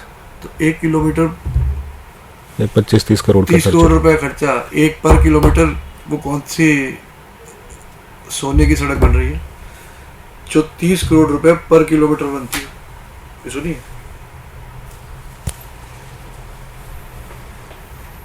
अब बताइए, आप 30 करोड़ रुपए पर किलोमीटर, आप आरसीसी की सड़क बना लीजिए, आज 20 लाख में बन जाएगी, 1 करोड़ में बन जाएगी ज्यादा ज्यादा। 30 करोड़ रुपए पर किलोमीटर का निर्माण आप कब तक करते रहेंगे? और उसका मेंटेनेंस, और ये तो निरंतर बढ़ रहा है, और ये कंटिन्यूअसली बढ़ रहा है, कंसिस्टेंटली बढ़ रहा है। ये आज 185 है, ये कुछ दिनों के बाद आप देखेंगे 225 हो जाएगा। आपको तो डिजिटल की आदत डल गई, आप वहां पहुंचे, आपके अकाउंट से पैसा कट गया, आपको तो मंथली स्टेटमेंट आएगी आपके बैंक की, वो भी नहीं देख सकते सर, क्योंकि यूपीआई पेमेंट्स के इतनी ट्रांजैक्शंस होती हैं कि कोई आदमी पूरी स्टेटमेंट को क्रॉसली चेक नहीं कर सकता। आपने जो टोल्स को एक टोल कलेक्शन को एक लोगों को फैसिलिटी देने के लिए एक सब्सिडाइज कलेक्शन करने की बजाय आपने टोल्स को एक ऑक्शन के माध्यम से एक income generating, and that too a private company. ऐसा नहीं है कि भाई टोल्स कलेक्ट कौन कर रहे हैं, कोई भी प्राइवेट कंपनी बिड कर सकती है। और इनको सर पूरी छूट है। आए दिन हम देखते हैं इतनी रील्स और वीडियोस में कितने लोगों को मारा जाता है, कितने लोगों को पीटा जाता है, बदतमीजी की जाती है वो लोगों के प्राइवेट साथ। कंपनीज जो है वो बाउंसर्स रखती हैं, बाउंसर्स रखने के बाद वो हर रोज जो है वो लोगों के साथ जो है मारपीट की शिकायतें आ रही हैं। तो ये तमाम मुद्दे हैं, ये मैंने बाहर के मुल्कों में भी देखा जहाँ सब्सिडाइज टोल है, आपको 1 मिनट के लिए नहीं रुकना पड़ता। अगर आप 5 किलोमीटर जा रहे हो तो 5 किलोमीटर के हिसाब से टोल कटता है, अगर आप 10 किलोमीटर जा रहे हो तो 10 किलोमीटर के हिसाब से टोल कटता है। फिर आप कहेंगे कि भाई आप करनाल से दिल्ली जा रहे हैं, आप क्यों टोल रोड का इस्तेमाल कर रहे हैं, आप दूसरी सड़क बता दीजिए। और कोई मान रास्ता नहीं है। लीजिए आपको टोल नहीं देना, आपके पास क्या ऑप्शन है दिल्ली जाने? क्या आप खेतों के रास्ते जाएंगे? इनफैक्ट सर, नई गाइडलाइंस में जो लोग गांव में अपने व्हीकल्स को रखते हैं, जो हाईवे पे आते ही नहीं हैं, उनके लिए भी ये पॉलिसी एप्लीकेबल की गई है कि आपको ऑटो डेबिट फैसिलिटी से अपने अकाउंट में पैसा डालना ही पड़ेगा। अब वो पैसा कहीं और ना जाते हुए भी कटेगा तो उसके ऊपर कोई सुनवाई भी नहीं है। कट रहा है। अब साइबर क्राइम्स के फ्रॉड हो रहे हैं, लोगों के पैसे कट रहे हैं। ऐसे हजारों उदाहरण हैं कि आप टोल टैक्स पे नहीं गए और किसी और टोल टैक्स से आपके पैसे कट गए।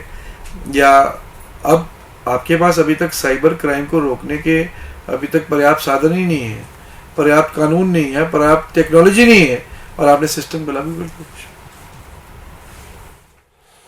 सर, लौटते हैं घरौंडा पे वापस। घरौंडा में एक और डिमांड जो लोगों की समझ में आती है, जो लोग बोलते हैं, वो है कि उनके खेल के लिए, बच्चों के लिए कोई मैदान या इस तरह की अगर व्यवस्था हो पाए फ्यूचर में, तो उससे हेल्थ को लेके लोग और ज़्यादा कॉन्शियस होंगे, नशे से दूर जाएंगे और हेल्थ कंडीशंस अच्छी होगी तो देश का फ्यूचर भी अच्छा होगा। तो उसके लिए कोई मन में आपके 10 साल कांग्रेस पार्टी की सरकार थी तो तकरीबन हमने बड़े बड़े गांवों के अंदर स्टेडियम्स देने का काम किया था। स्टेडियम्स का निर्माण कांग्रेस के सरकार के अंदर हुआ, और दुर्भाग्य है कि पिछले 10 वर्षों में उन निर्माण किए हुए स्टेडियम्स को मेंटेन जो है वो भारतीय जनता पार्टी की सरकार नहीं कर पाई। घरौंडा टाउन के अंदर, जो कि जिसके अंदर अब लगभग 32,000 वोट हो चुकी है और बड़ी आबादी जो है हमारे शहर के अंदर रहती है, 17 वार्ड हैं हमारे म्यूनसिपल कमेटी के, तो एक बड़े स्टेडियम की जो है डिमांड जो है वो नौजवानों के मन में है। और निश्चित रूप से ये वाजिब बात है, और कांग्रेस पार्टी की सरकार बनेगी तो हम इंटरनेशनल स्टैंडर्ड्स का जो है वो स्टेडियम, निश्चित रूप से हमारी कोशिश रहेगी। अगर लोग हमें जिम्मेवारी देंगे, पार्टी अगर हमें जिम्मेवारी देगी चुनाव लड़ने की, लोग हमें जिम्मेवारी देंगे उसके बाद कुछ करने की, तो निश्चित रूप से इंटरनेशनल स्टैंडर्ड का स्टेडियम जो है जो बने हमारे इलाके में। क्योंकि देखिए हमारे इलाके में एक तो कुश्ती का जो है ना वो बहुत टैलेंट हमारे गांव देहात के अंदर है। हरियाणा सबसे ज़्यादा मेडल्स लेके आता हरियाणा है। के अलावा हमारे यहाँ पे फिर दूसरा हमारे यहाँ वॉलीबॉल का बहुत अच्छा टैलेंट जो है ना हमारे इलाके में है। फुटबॉल का बहुत अच्छा टैलेंट जो है हमारे विधानसभा क्षेत्र के अंदर है। तो इस प्रकार से रनिंग में बच्चे बहुत विश्वास रखते हैं, परंतु अच्छे ट्रैक ना होने की वजह से हमारे पास अच्छे रेसर्स प्रोड्यूस नहीं हो रहे, हमारे पास अच्छे इंफ्रास्ट्रक्चर की वजह से अच्छे रेसलर्स नहीं हम निकाल पा रहे। इस प्रकार से करनाल तो आपको आप जानते हैं कि भाई वॉलीबॉल की नर्सरी रही है करनाल ने बहुत इंटरनेशनल स्टैंडर्ड के वॉलीबॉल प्लेयर्स हमने प्रोड्यूस किए। तो निश्चित रूप से ये तो हमारी प्रायोरिटी का हिस्सा ही है। एक और सर मुद्दा है जो पूरे इंडिया में ही है इस समय, तो अग्निवीर का मुद्दा।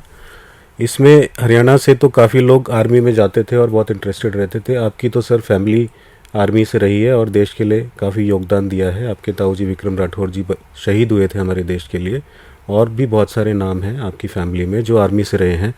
आपको क्या लगता है सर, ये स्कीम आर्मी ने तो काफ़ी हद तक डिनाइल मोड पे इसको रखा है कि हम इसमें इन्वॉल्व नहीं थे क्रिएट करने में, ये शायद पीएमओ से ही क्रिएट हुई है। तो इसको आगे चल के अब इन्होंने कुछ घोषणाएं भी की हैं कि अग्निवीर जो बाहर निकल के आएंगे उनको हम ये फैसिलिटीज़ देंगे। तो आपको क्या लगता है स्कीम किस तरह से डिज़ोल्व की जा सकती है, या इस पर कुछ और काम किया जा सकता है, या स्टेट गवर्नमेंट जब हमारी अगर कांग्रेस की सरकार आपकी आती है तो आप इसके लिए इन लोगों के लिए क्या कदम उठा सकते हैं? देखिए एक तो ये सेंट्रल गवर्नमेंट का इशू है, इसका जी। सेंट्रिक इशू नहीं है जी।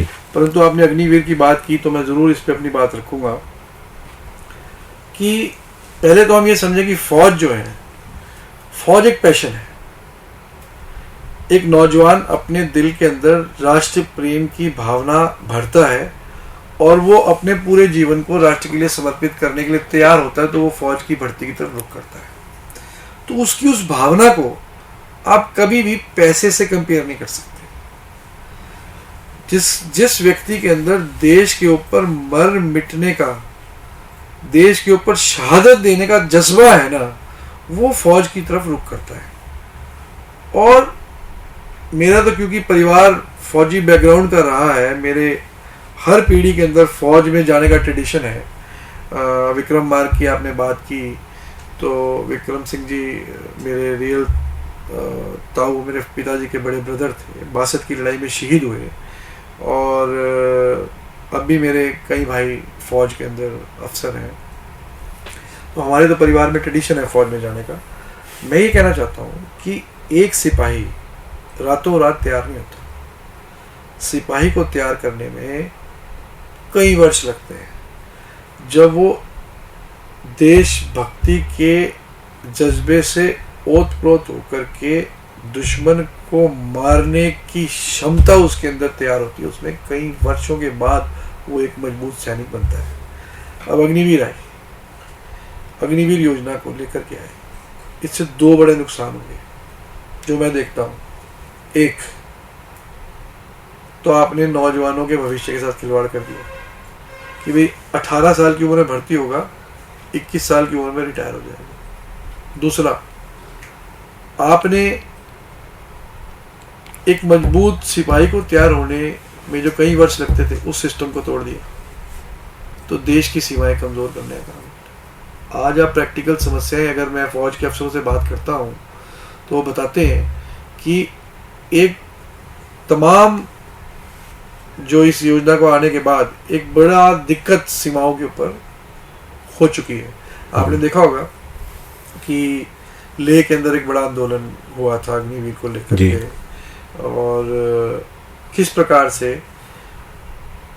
अग्निवीर योजना के चलते हुए जो गोरखा हमारी फौज के प्रमुख अंग थे, उन्होंने चीनी फौज के अंदर अपने आप को भर्ती करा। गोरखा रेजिमेंट काफी पॉपुलर है यहाँ पे। पॉपुलर है। गोरखा अपनी वीरता के लिए मशहूर हैं, वो फियर्स फाइटर्स हैं, और वो हमारी खास तौर पे चाइना और जो हमारा ये बॉर्डर है इंडिया इंडो चाइना बॉर्डर, वहाँ पर गोरखा रेजिमेंट, गोरखास जो है वो बहुत इंपॉर्टेंट भूमिका निभाते हैं। पर अग्निवीर योजना के चलते उन्हें बेरोजगारी का सामना करना पड़ा, और उसका जिसका फायदा चीन ने उठाया, और चीन ने हमारे गोरखास को अपनी फौज के अंदर भर्ती करने का काम कर लिया। एक सामाजिक समस्या है भाई, 18 वर्ष की आयु के अंदर भर्ती होगा और 21 साल की उम्र में रिटायर होगा, 22 साल की उम्र में रिटायर होगा। हमारे गांव देहात में, हम हरियाणा है, लगभग हम 22 साल की उम्र में अपने बच्चों की शादी करते हैं। तो कोई भी लड़की का पिता जब वो अपनी बेटी के लिए एक योग्य वर की तलाश करता है, तो उसके मन में सबसे पहला सवाल क्या आता है? ये लड़का क्या करता है? ये सवाल आता है या नहीं आता? बिल्कुल। अब वो 22 साल के एक फौजी को रिटायर जब वो पूछेगा कि लड़का क्या करता है, तो बोले ये लड़का रिटायर हो गया। मतलब आप सोचिए कि आप किस तरीके से नीति निर्माण की तो पैरालिसिस कर ही रहे हो, साथ में आपकी सामाजिक जिम्मेवारी भी तो है। आप किस तरीके से आपकी एक नीति समाज के एक नौजवान के जीवन को प्रभावित कर रही है। और मैं अभी मैं आपको बताऊं, 7-8 दिन पहले मैं अभी एक गांव का नाम है पनोड़ी, मेरा कार्यक्रम था, मैं वहां गया था। वहाँ हमारे परवीन एक्स सरपंच एसटी समाज से आते हैं, एक्स सरपंच हैं, और एक्स एयरफोर्स से वो रिटायर होकर के अभी उसके बाद उन्होंने रिटायरमेंट के बाद सरपंची का इलेक्शन लड़ा। तो हम गांव के अंदर, गांव देहात में बैठ करके हम चर्चा कर रहे थे, तो सवाल उठा, परवीन जी आप कितनी पेंशन है? उन्होंने बताया कि मैं अभी 40-42 हज़ार रुपया मेरे को पेंशन हर महीने आती। ये नौकरी है, इसको नौकरी बोलते हैं कि आपने 20-25 साल देश की सेवा की और रिटायर होने के बाद आपको 40-45 हज़ार रुपये महीने की पेंशन आ रही है। वो नौकरी नहीं है कि आपने आज 18 साल की उम्र में भर्ती हुए, 22 साल की उम्र में रिटायर हुए और आपने कहा कि भाई हमने 10 लाख रुपया उनको दे दिया, अब आप अपना व्यापार शुरू कर सकते हैं। वो 10 लाख रुपए से आप फौज के सैनिक की भावना को कभी भी कंपेयर नहीं कर सकते। और वो 10 लाख रुपए कब तक उसके काम आएंगे? 22 साल के नौजवान को आप 10 लाख रुपए दे करके, उसको चाहिए पेंशन रिटायरमेंट के बाद एक लंबी नौकरी कि 20 साल 25 साल। जब आदमी नौकरी करता है तो नौकरी के कई बेनिफिट्स हैं। वो अपने बच्चों की शिक्षा सेंट्रल स्कूल्स में करता है, अपने परिवार को ताकत देता है 20-25 साल 30 साल, और नौकरी करने के बाद रिटायरमेंट के बाद जब वो घर आता है तो घर में अपने गांव में उसको एक रिस्पेक्टेबल पेंशन मिलती है। तो आपने इन तमाम चीज़ों को बंद कर दिया। नतीजा क्या हुआ? मेरे इलाके के अंदर तो बच्चे सुबह 5 बजे फौज में भर्ती होने के लिए अक्सर रेस मारा करते थे। आज मैं सुबह अगर गाड़ी लेकर के विधानसभा में जाता हूँ या जिले में कहीं जाता हूँ, वो बच्चे गायब हो गए। उन्हें लगता है कि भाई इस अग्निवीर योजना के तहत ये उनका भविष्य का खिलवाड़ है। अब वो क्या कर रहे हैं? वो अपने माता पिताओं को प्रेशर डाल रहे हैं कि आप 1 किला ज़मीन बेचिए, 60 लाख रुपए किसी एजेंट को दीजिए, मुझे डोंकी के रूप में मुझे अमेरिका भेजिए, मुझे कनाडा भेजिए। तो आप किस दिशा के अंदर देश को लेकर के जा रहे हैं, किस पॉलिसी का आप निर्माण कर रहे हैं?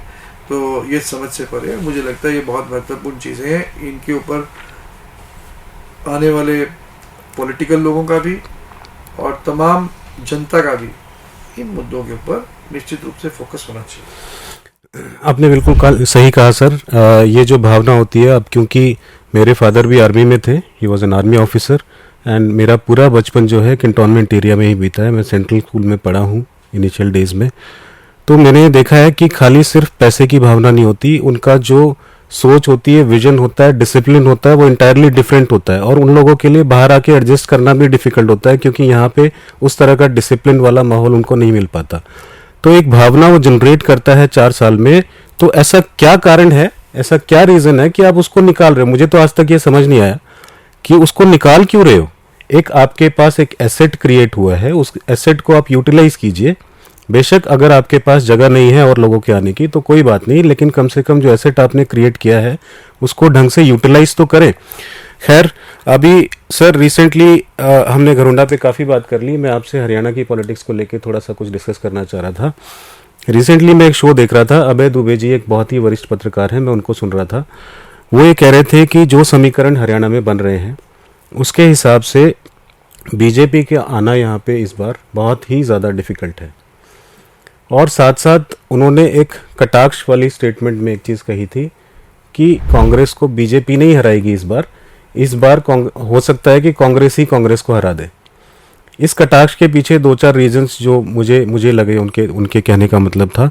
एक तो ये कि टिकट बंटवारे को लेके कांग्रेस में जो इतना ज़्यादा डिले होता है सर, वो डिले ना हो तो एटलीस्ट कैंडिडेट को उस टाइम फ्रेम में तैयारी करने और अपनी बातें लोगों तक पहुंचाने का मौका मिल जाता है। एक ये डिले होता है, और इसके अलावा तो आपने देखा ही है जितने भी इलेक्शंस हुए हैं बहुत सारे मुद्दे रहते हैं। तो उनका ये कटाक्ष था कि कांग्रेस ही कांग्रेस को हरा सकती है, इस समय बीजेपी नहीं हरा सकती, इस तरह के समीकरण हैं। तो इसको ठीक करने के लिए, चूंकि आप प्रभारी रहे हैं सर काफ़ी सारे स्टेट्स के, आज भी आप राजस्थान देख रहे हैं, साथ साथ आप AICC के वो भी हैं सेक्रेटरी, तो आप इस पोस्ट पे होते हुए आप इसको किस तरह से लेते हैं और किस तरह से इन चीज़ों को ठीक किया जा सकता है?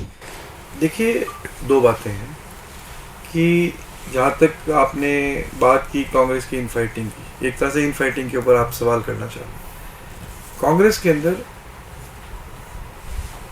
हर वर्ग के अंदर लीडरशिप है, और स्वाभाविक है कि जहाँ लीडरशिप ज़्यादा होती है तो वहाँ कहीं ना कहीं छोटा मोटा मनमुटाव होता है। परंतु आप देखेंगे कि पिछले 10 वर्षों का जो कांग्रेस का कार्यकाल रहा, उसमें कांग्रेस की सरकार हरियाणा में रही, भूपेंद्र हुड्डा जी चीफ मिनिस्टर बने, और हर वर्ग को लगा कि ये उनकी अपनी सरकार है। पिछले 10 वर्षों में हर एक वर्ग भाजपा सरकार से प्रताड़ित हुआ।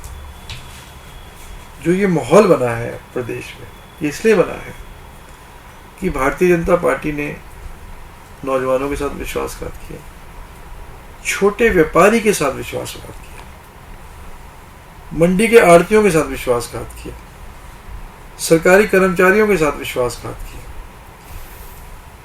लोगों को लाइनों में लगने के लिए मजबूर कर दिया।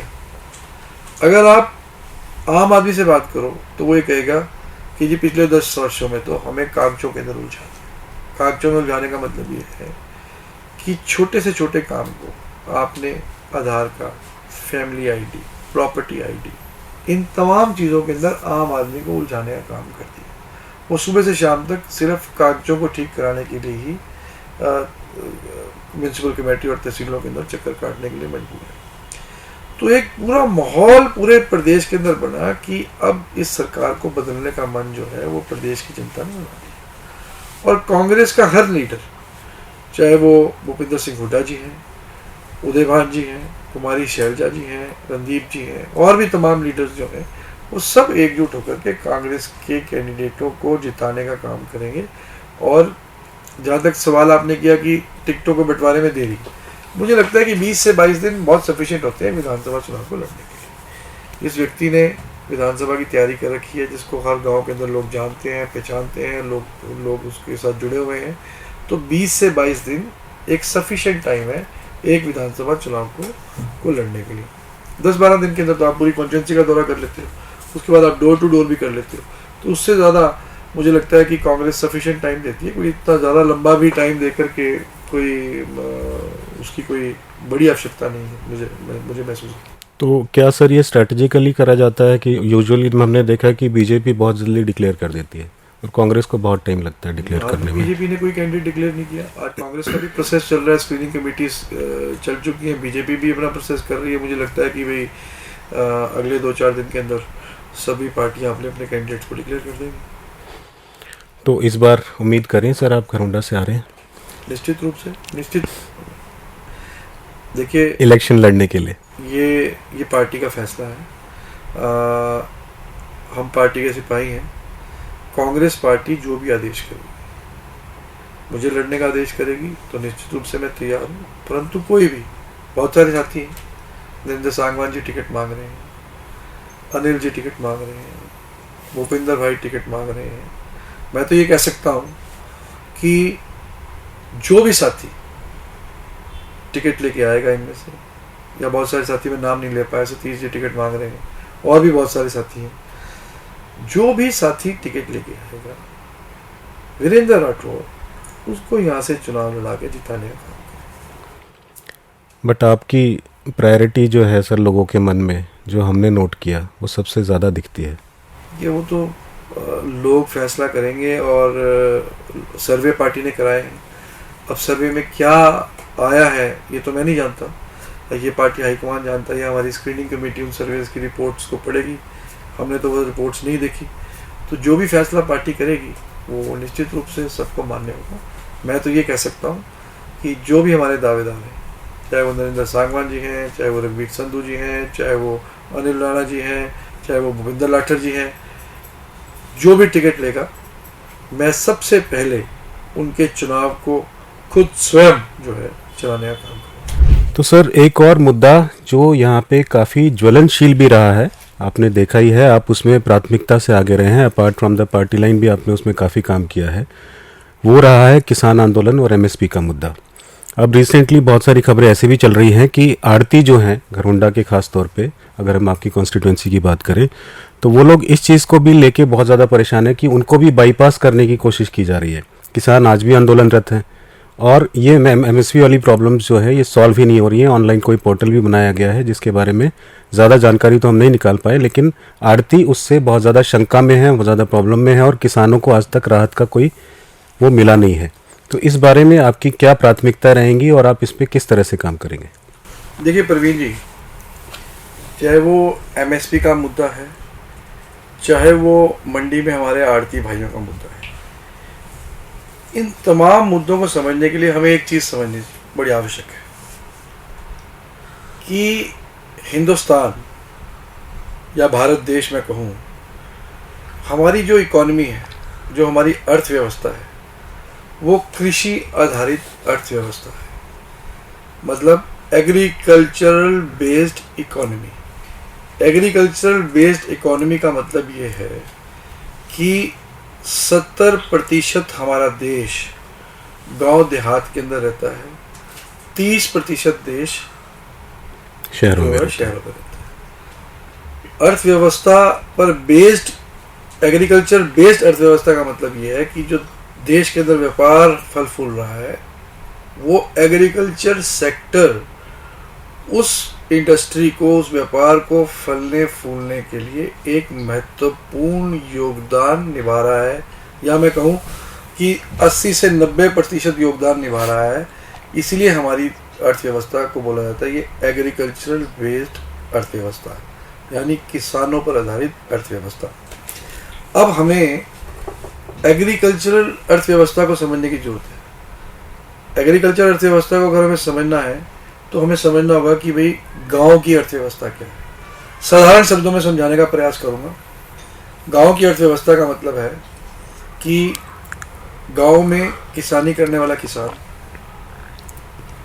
जो फसल पैदा करेगा, उस फसल को पैदा करने के लिए उसके खेत में काम करने वाला मजदूर, और वो जो पैदावार किसान ने कर दी, वो पैदावार मंडियों के अंदर जा कर के उसकी सेल, या उस मंडियों में उस फसल का बिकना, और उस फसल की सेल के बाद किसान की जेब में उस पैसे का आना, और उस पैसे से देश के बाज़ारों के अंदर किसानों के द्वारा या देश की 70% जनसंख्या के द्वारा खरीदारी होना। और उन सामान को खरीदने के लिए जब वो सामान बिकता है बाज़ारों में, तो वो फैक्ट्रियों के अंदर प्रोड्यूस होता है। जितना वो सामान बिकेगा उतना वो फैक्ट्रियों के अंदर प्रोड्यूस होगा, और वो फैक्ट्रियाँ चलेंगी, जो कि नौजवानों को रोज़गार भी देंगी और टेक्निकल एजुकेशन से आए हुए लोगों को अपनी फैक्ट्रियों में काम करने का मौका भी देंगे। इसे बोलते हैं एग्रीकल्चर बेस्ड इकोनॉमी या गांव की अर्थव्यवस्था। अब आप समझिए कि मंडियां जो हैं हमारी, मंडियों में हमारे आड़ती भाई हैं। जो हमारे आड़ती भाई हैं वो देश के किसान को का एटीएम है। एटीएम का मतलब एनी टाइम मनी।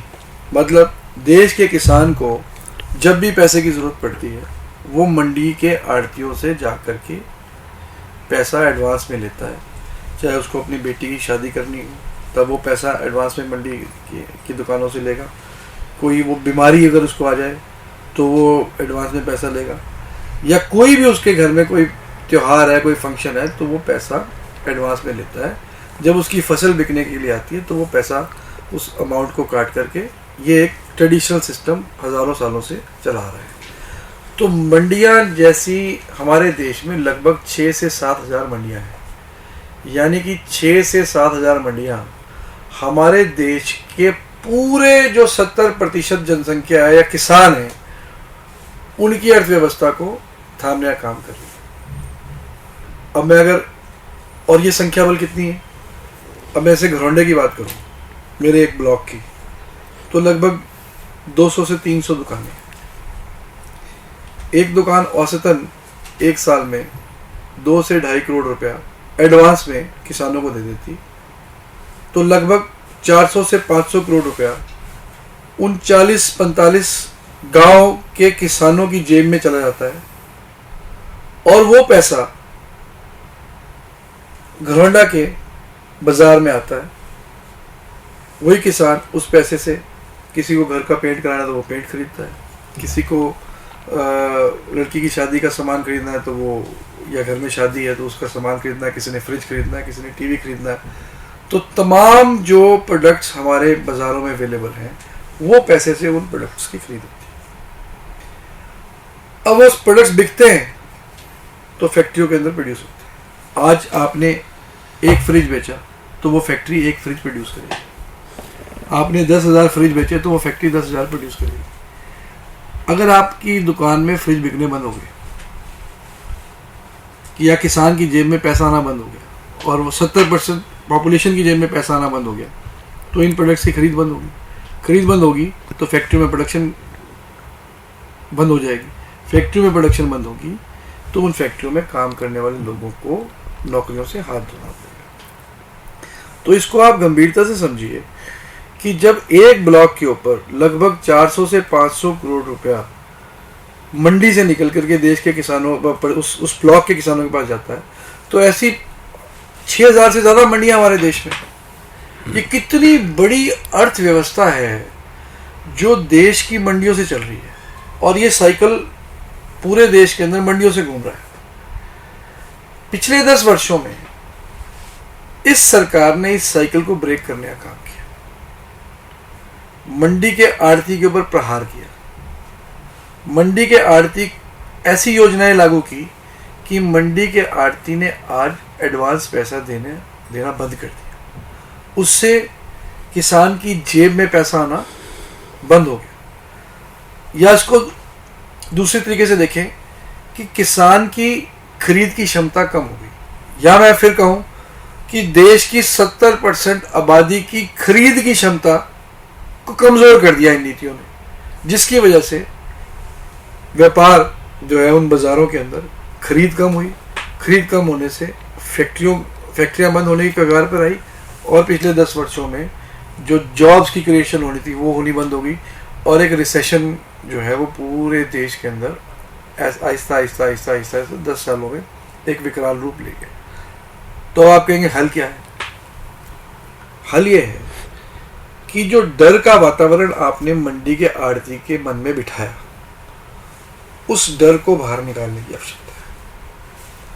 मैं आज भी कहता हूं कि मंडी का आड़ती बहुत इंपॉर्टेंट पिलर है हमारी एग्रीकल्चर अर्थव्यवस्था के अंदर। हमारी नीतियां जितनी ज़्यादा ऐसी मजबूत बनेगी जिससे हमारा मंडी का व्यापारी आड़ती भाई मजबूत हो, वो उतनी मजबूती से अपने इलाके के किसान की जेब को मजबूत रखेगा, या उसकी इकोनॉमिस्ट की भाषा में कहूँ तो उसकी परचेजिंग पावर को मजबूत रखेगा। और अगर किसान की परचेजिंग पावर मजबूत होगी तो वो देश के बाज़ारों को, प्रदेश के बाज़ारों को, अपने ब्लॉक के बाज़ारों को मजबूत करने का काम करेगा। मोमेंट आपने इस साइकिल के अंदर कहीं पे भी रोक लगाई तो ये साइकिल रुकनी शुरू हो जाएगी, जो कि पिछले 10 सालों से भाजपा की नीतियों की वजह से पूरे देश के अंदर हो रहा है। किसानों ने मांग की, आप देखिए किसान एमएसपी गारंटी की मांग कर रहे हैं। एमएसपी गारंटी का मतलब क्या है? एमएसपी गारंटी का मतलब ये है कि मिनिमम सपोर्ट प्राइस की गारंटी। आप देखिए कि देश में हमारे कोई भी प्रोडक्ट बनता है, आप कोई भी चीज़ बाजार से खरीदते हैं, उसके ऊपर उसकी एमआरपी लिखी होती है, मैक्सिमम रिटेल प्राइस। तो किसान जो खून पसीना बहा करके पूरे देश का पेट पाल रहा है, और हमारे हिंदुस्तान में तो हम विदेशों के अंदर भी अनाज भेजने का काम करते हैं, दूसरे देशों का भी पेट पाल रहे हैं। हम मैक्सिमम प्राइस तो नहीं मांग रहे, हम मिनिमम प्राइस की गारंटी मांग रहे हैं। और गारंटी का मतलब क्या है कि कोई 1 रुपए की चीज़ है, हम यही कह रहे हैं कि ये 1 रुपए से कम ना बिके। अगर 1 रुपए से कम बिकती है तो उसको अपराध की श्रेणी के अंदर लेकर के आया जाए। अब आप कहेंगे उसको लागू कैसे होगा? बड़ा आसान भाई, आज गेहूं की एमएसपी का रेट सरकार ने तय किया, चावल की एमएसपी का, जीरी का एमएसपी तय किया, मंडी में वो फसल बिकने के लिए आई। चाहे वो खरीद सरकार ने की, चाहे वो खरीद प्राइवेट सेक्टर ने की। प्राइवेट सेक्टर कैसे करता है खरीद? प्राइवेट सेक्टर बोली लगाता है। अब अगर एमएसपी गारंटी का कानून हो देश में, तो उस जो मिनिमम प्राइस है उससे कम पे बोली लगना ही अपराध की श्रेणी के अंदर आ जाए, और किसान एक्सप्लॉइट नहीं होगा। और किसान एक्सप्लॉइट नहीं होगा। तो ये एक जो मांग थी देश के किसान की, वो पिछले दिनों किसान आंदोलन के अंदर पंजाब और हरियाणा के किसानों ने उठाई। हमें पंजाब और हरियाणा के किसानों का धन्यवाद इसलिए करना चाहिए कि अगर एमएसपी गारंटी कानून देश के अंदर बनता तो सबसे ज्यादा लाभ उस कानून का ऐसे प्रदेशों में होता जहां सरकार गेहूं और जीरी की फसल की खरीद नहीं करती। हमारे यहाँ तो गेहूं और जीरी की परचेज पूरी जो है वो सेंट्रल गवर्नमेंट करती है, पर स्टेट्स लाइक यूपी, बिहार, मैंने इन प्रदेशों के अंदर एक एक ब्लॉक का दौरा किया। बहुत ही दयनीय स्थिति किसान की है। अब मैं बिहार की बात करूं तो जब बिहार का किसान क्या करता है, छोटा किसान है, उसके खेत में एक तो पैदावार कम होती है, कम पैदावार जब होती है तो बिहार का किसान अपनी फसल को काट के बोरियों में बंद करके अपने घर में ले जाता है। हमारे यहाँ क्या है, हमारे यहाँ तो फसल की कटाई होती है सीधा मंडी के अंदर आती है। बिहार और यूपी में तो मंडी सिस्टम ही नहीं है। तो जब वो छोटा व्यापारी घर पे लेकर के चला, जब छोटा व्यापारी उसकी फसल को खरीदने आता है तो उसको कोई 1100 रुपये क्विंटल, 1200 रुपये क्विंटल, जबकि एमएसपी 2000 रुपये से ऊपर है, उसको बेचने के लिए मजबूर होना पड़ता है। अगर यही एमएसपी गारंटी कानून हो तो उसकी फसल की खरीद 2000 रुपये क्विंटल या 21 या जो भी एमएसपी है उससे कम नहीं हो सकती। तो अगर ये एमएसपी गारंटी का कानून देश के अंदर लागू होता तो निश्चित रूप से देश के किसान के जीवन के अंदर एक बड़ा बदलाव होता। और देश के किसान के जीवन में अगर बड़ा बदलाव होता तो हमें ये समझना चाहिए कि देश की अर्थव्यवस्था जो है तेजी से भागती। हम मिलियन ट्रिलियन इकोनॉमी की बात करते हैं, डॉलर इकोनॉमी की बात करते हैं, 5 ट्रिलियन इकोनॉमी की बात मोदी जी कर रहे हैं। भाई इस 5 ट्रिलियन इकोनॉमी को बनाएगा तो ये देश ही, इस देश में रहने वाले लोग, जब 70% देश किसानी के ऊपर आधारित है, किसान मजदूर है, तो जब तक उसके प्रोड्यूस की पूरी कीमत उसकी जेब में नहीं जाएगी तो इंडस्ट्री आपकी कैसे सरवाइव करेगी, किसके ऊपर सरवाइव करेगी। 70% पॉपुलेशन की खरीद की क्षमता अच्छी नहीं होगी तो आप 5 ट्रिलियन इकोनॉमी कौन से फॉर्मूले के ऊपर मोदी जी बनाना चाहते हैं। अगर इस देश को वर्ल्ड की स्ट्रॉन्गेस्ट इकोनॉमी बनाना है तो 2 ही चीज है, ऐसा मैं मानता हूं, कि किसान की जेब को मजबूत रखना और मंडी के छोटे ट्रेडर को, जो किसान की प्रोड्यूस को, फसल को खरीदने का काम करता है, उसको दिमागी तौर से इतना मजबूत करना नीतियों के माध्यम से कि वो खुल के व्यापार करे, उसके मन में डर ना हो, वो किसान की जेब को मजबूती से ज़्यादा मजबूती दे। जिस दिन हमने ये कर दिया निश्चित रूप से जो है देश आगे बढ़ेगा, प्रदेश आगे बढ़ेगा।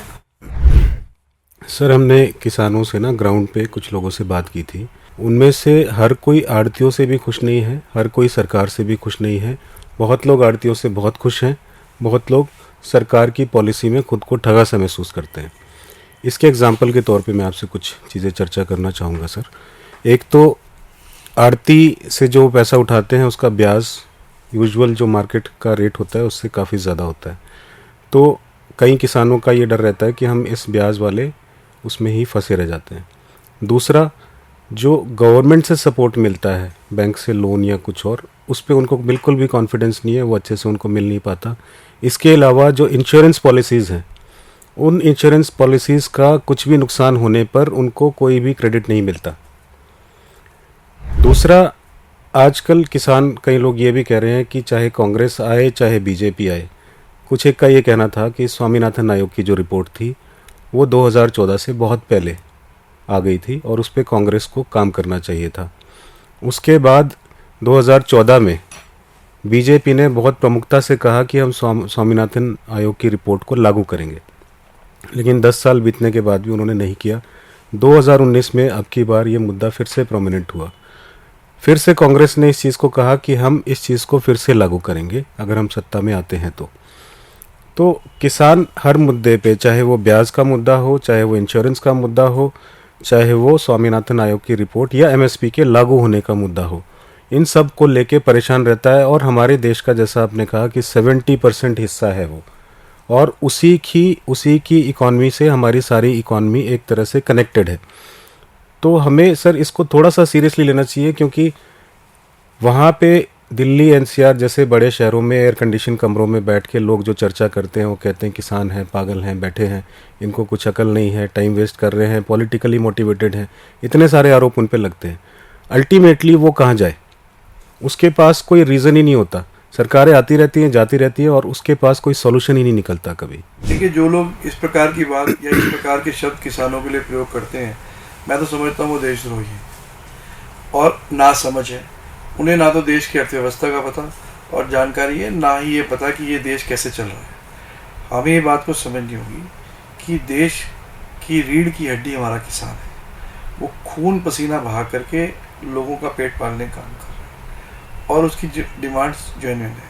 स्वामीनाथन आयोग की आपने बात की, सही है। स्वामीनाथन आयोग की बहुत सारी सिफारिशें कांग्रेस पार्टी के टाइम में लागू हुई थी, और भी बहुत कुछ करना उसके अंदर अभी भी बाकी है। एमएसपी गारंटी कानून की मांग जो पहली बार अब उठी 2014 के बाद, उसके ऊपर गंभीरता से जो है वो कार्य किया जाना चाहिए। मेरा तो अपना मानना ये है कि हालांकि एमएसपी गारंटी एक नेशनल इशू है, बट प्रदेश सरकारों को भी चाहिए कि वो स्टेट का अपने एमएसपी गारंटी कानून का निर्माण करें। जैसा कि मेरा ये मानना है कि हरियाणा एमएसपी गारंटी कानून बनना चाहिए। इस पे मैं काम कर रहा हूँ, एक्ट के ऊपर मैं काम कर रहा हूँ, मैं ड्राफ्ट भी कर रहा हूँ। अगर भगवान ने मौका दिया तो हरियाणा एमएसपी गारंटी कानून जो है उसको विधानसभा में लेकर के आऊँगा, अगर मौका मुझे जाने का मिला, जिससे कम से कम हम अपने स्टेट के अंदर तो सुनिश्चित कर सकते हैं कि जो है किसान को मिनिमम सपोर्ट प्राइस की गारंटी मिले। सर, एक किसान जब फसल उगाता है उसमें यूरिया डालता है, मेहनत करता है, उसको डीजल लगता है, डीजल की कॉस्ट भी बहुत ज़्यादा हो गई, इक्विपमेंट्स की कॉस्ट बहुत ज़्यादा हो गई, ट्रैक्टर्स की कॉस्ट बहुत ज़्यादा हो गई, लोन्स के ऊपर उसकी जो इंस्टॉलमेंट्स होती हैं, ब्याज होता है, उसकी कॉस्ट बहुत ज़्यादा हो गई। अगर देखा जाए तो कायदे से ये सारा पैसा मिला के उसका एमएसपी डिसाइड होना चाहिए, लेकिन उससे भी कम कीमत पे कई बार हमने देखा टमाटर पूरे के पूरे सड़क पे गिरा देते हैं वो लोग, ट्रॉलियाँ की ट्रॉलियाँ बिखरा देते हैं, क्योंकि ग्राहक ही नहीं होता एमएसपी पे लेने वाला। बहुत सारी बड़ी जो कंपनीज़ हैं वो क्या करती हैं, किसान से सस्ते दाम पे लेके अपना ब्रांड लगा के अल्टीमेटली मार्केट प्राइस जो है, जो एंड कस्टमर को मिलता है, वो तो अच्छा खासा होता है, लेकिन किसान को हम देना नहीं चाहते। ये यूजुअल ट्रेंड हर एक के दिमाग में है कि क्यों, अगर इसको इतना पैसा दे दिया तो इतने लाख करोड़ रुपए इकॉनमी पे डेंट हो जाएगा, ये हो जाएगा। किसान को अल्टीमेटली नहीं देना चाहते। तो जैसा कि आपने कहा कि आप इस पे लॉ ड्राफ्ट कर रहे हैं, बीइंग लॉयर आपका उसमें एक्सपर्टीज़ भी है, एक्सपीरियंस भी है, तो हम तो आपसे यही रिक्वेस्ट करेंगे सर आम जनता के लिए कि ये ड्राफ्ट जल्दी से आए। आप लोग सरकार में अगर आते हैं तो इस पे तेज़ी से काम हो। बहुत बहुत धन्यवाद। Thank you sir.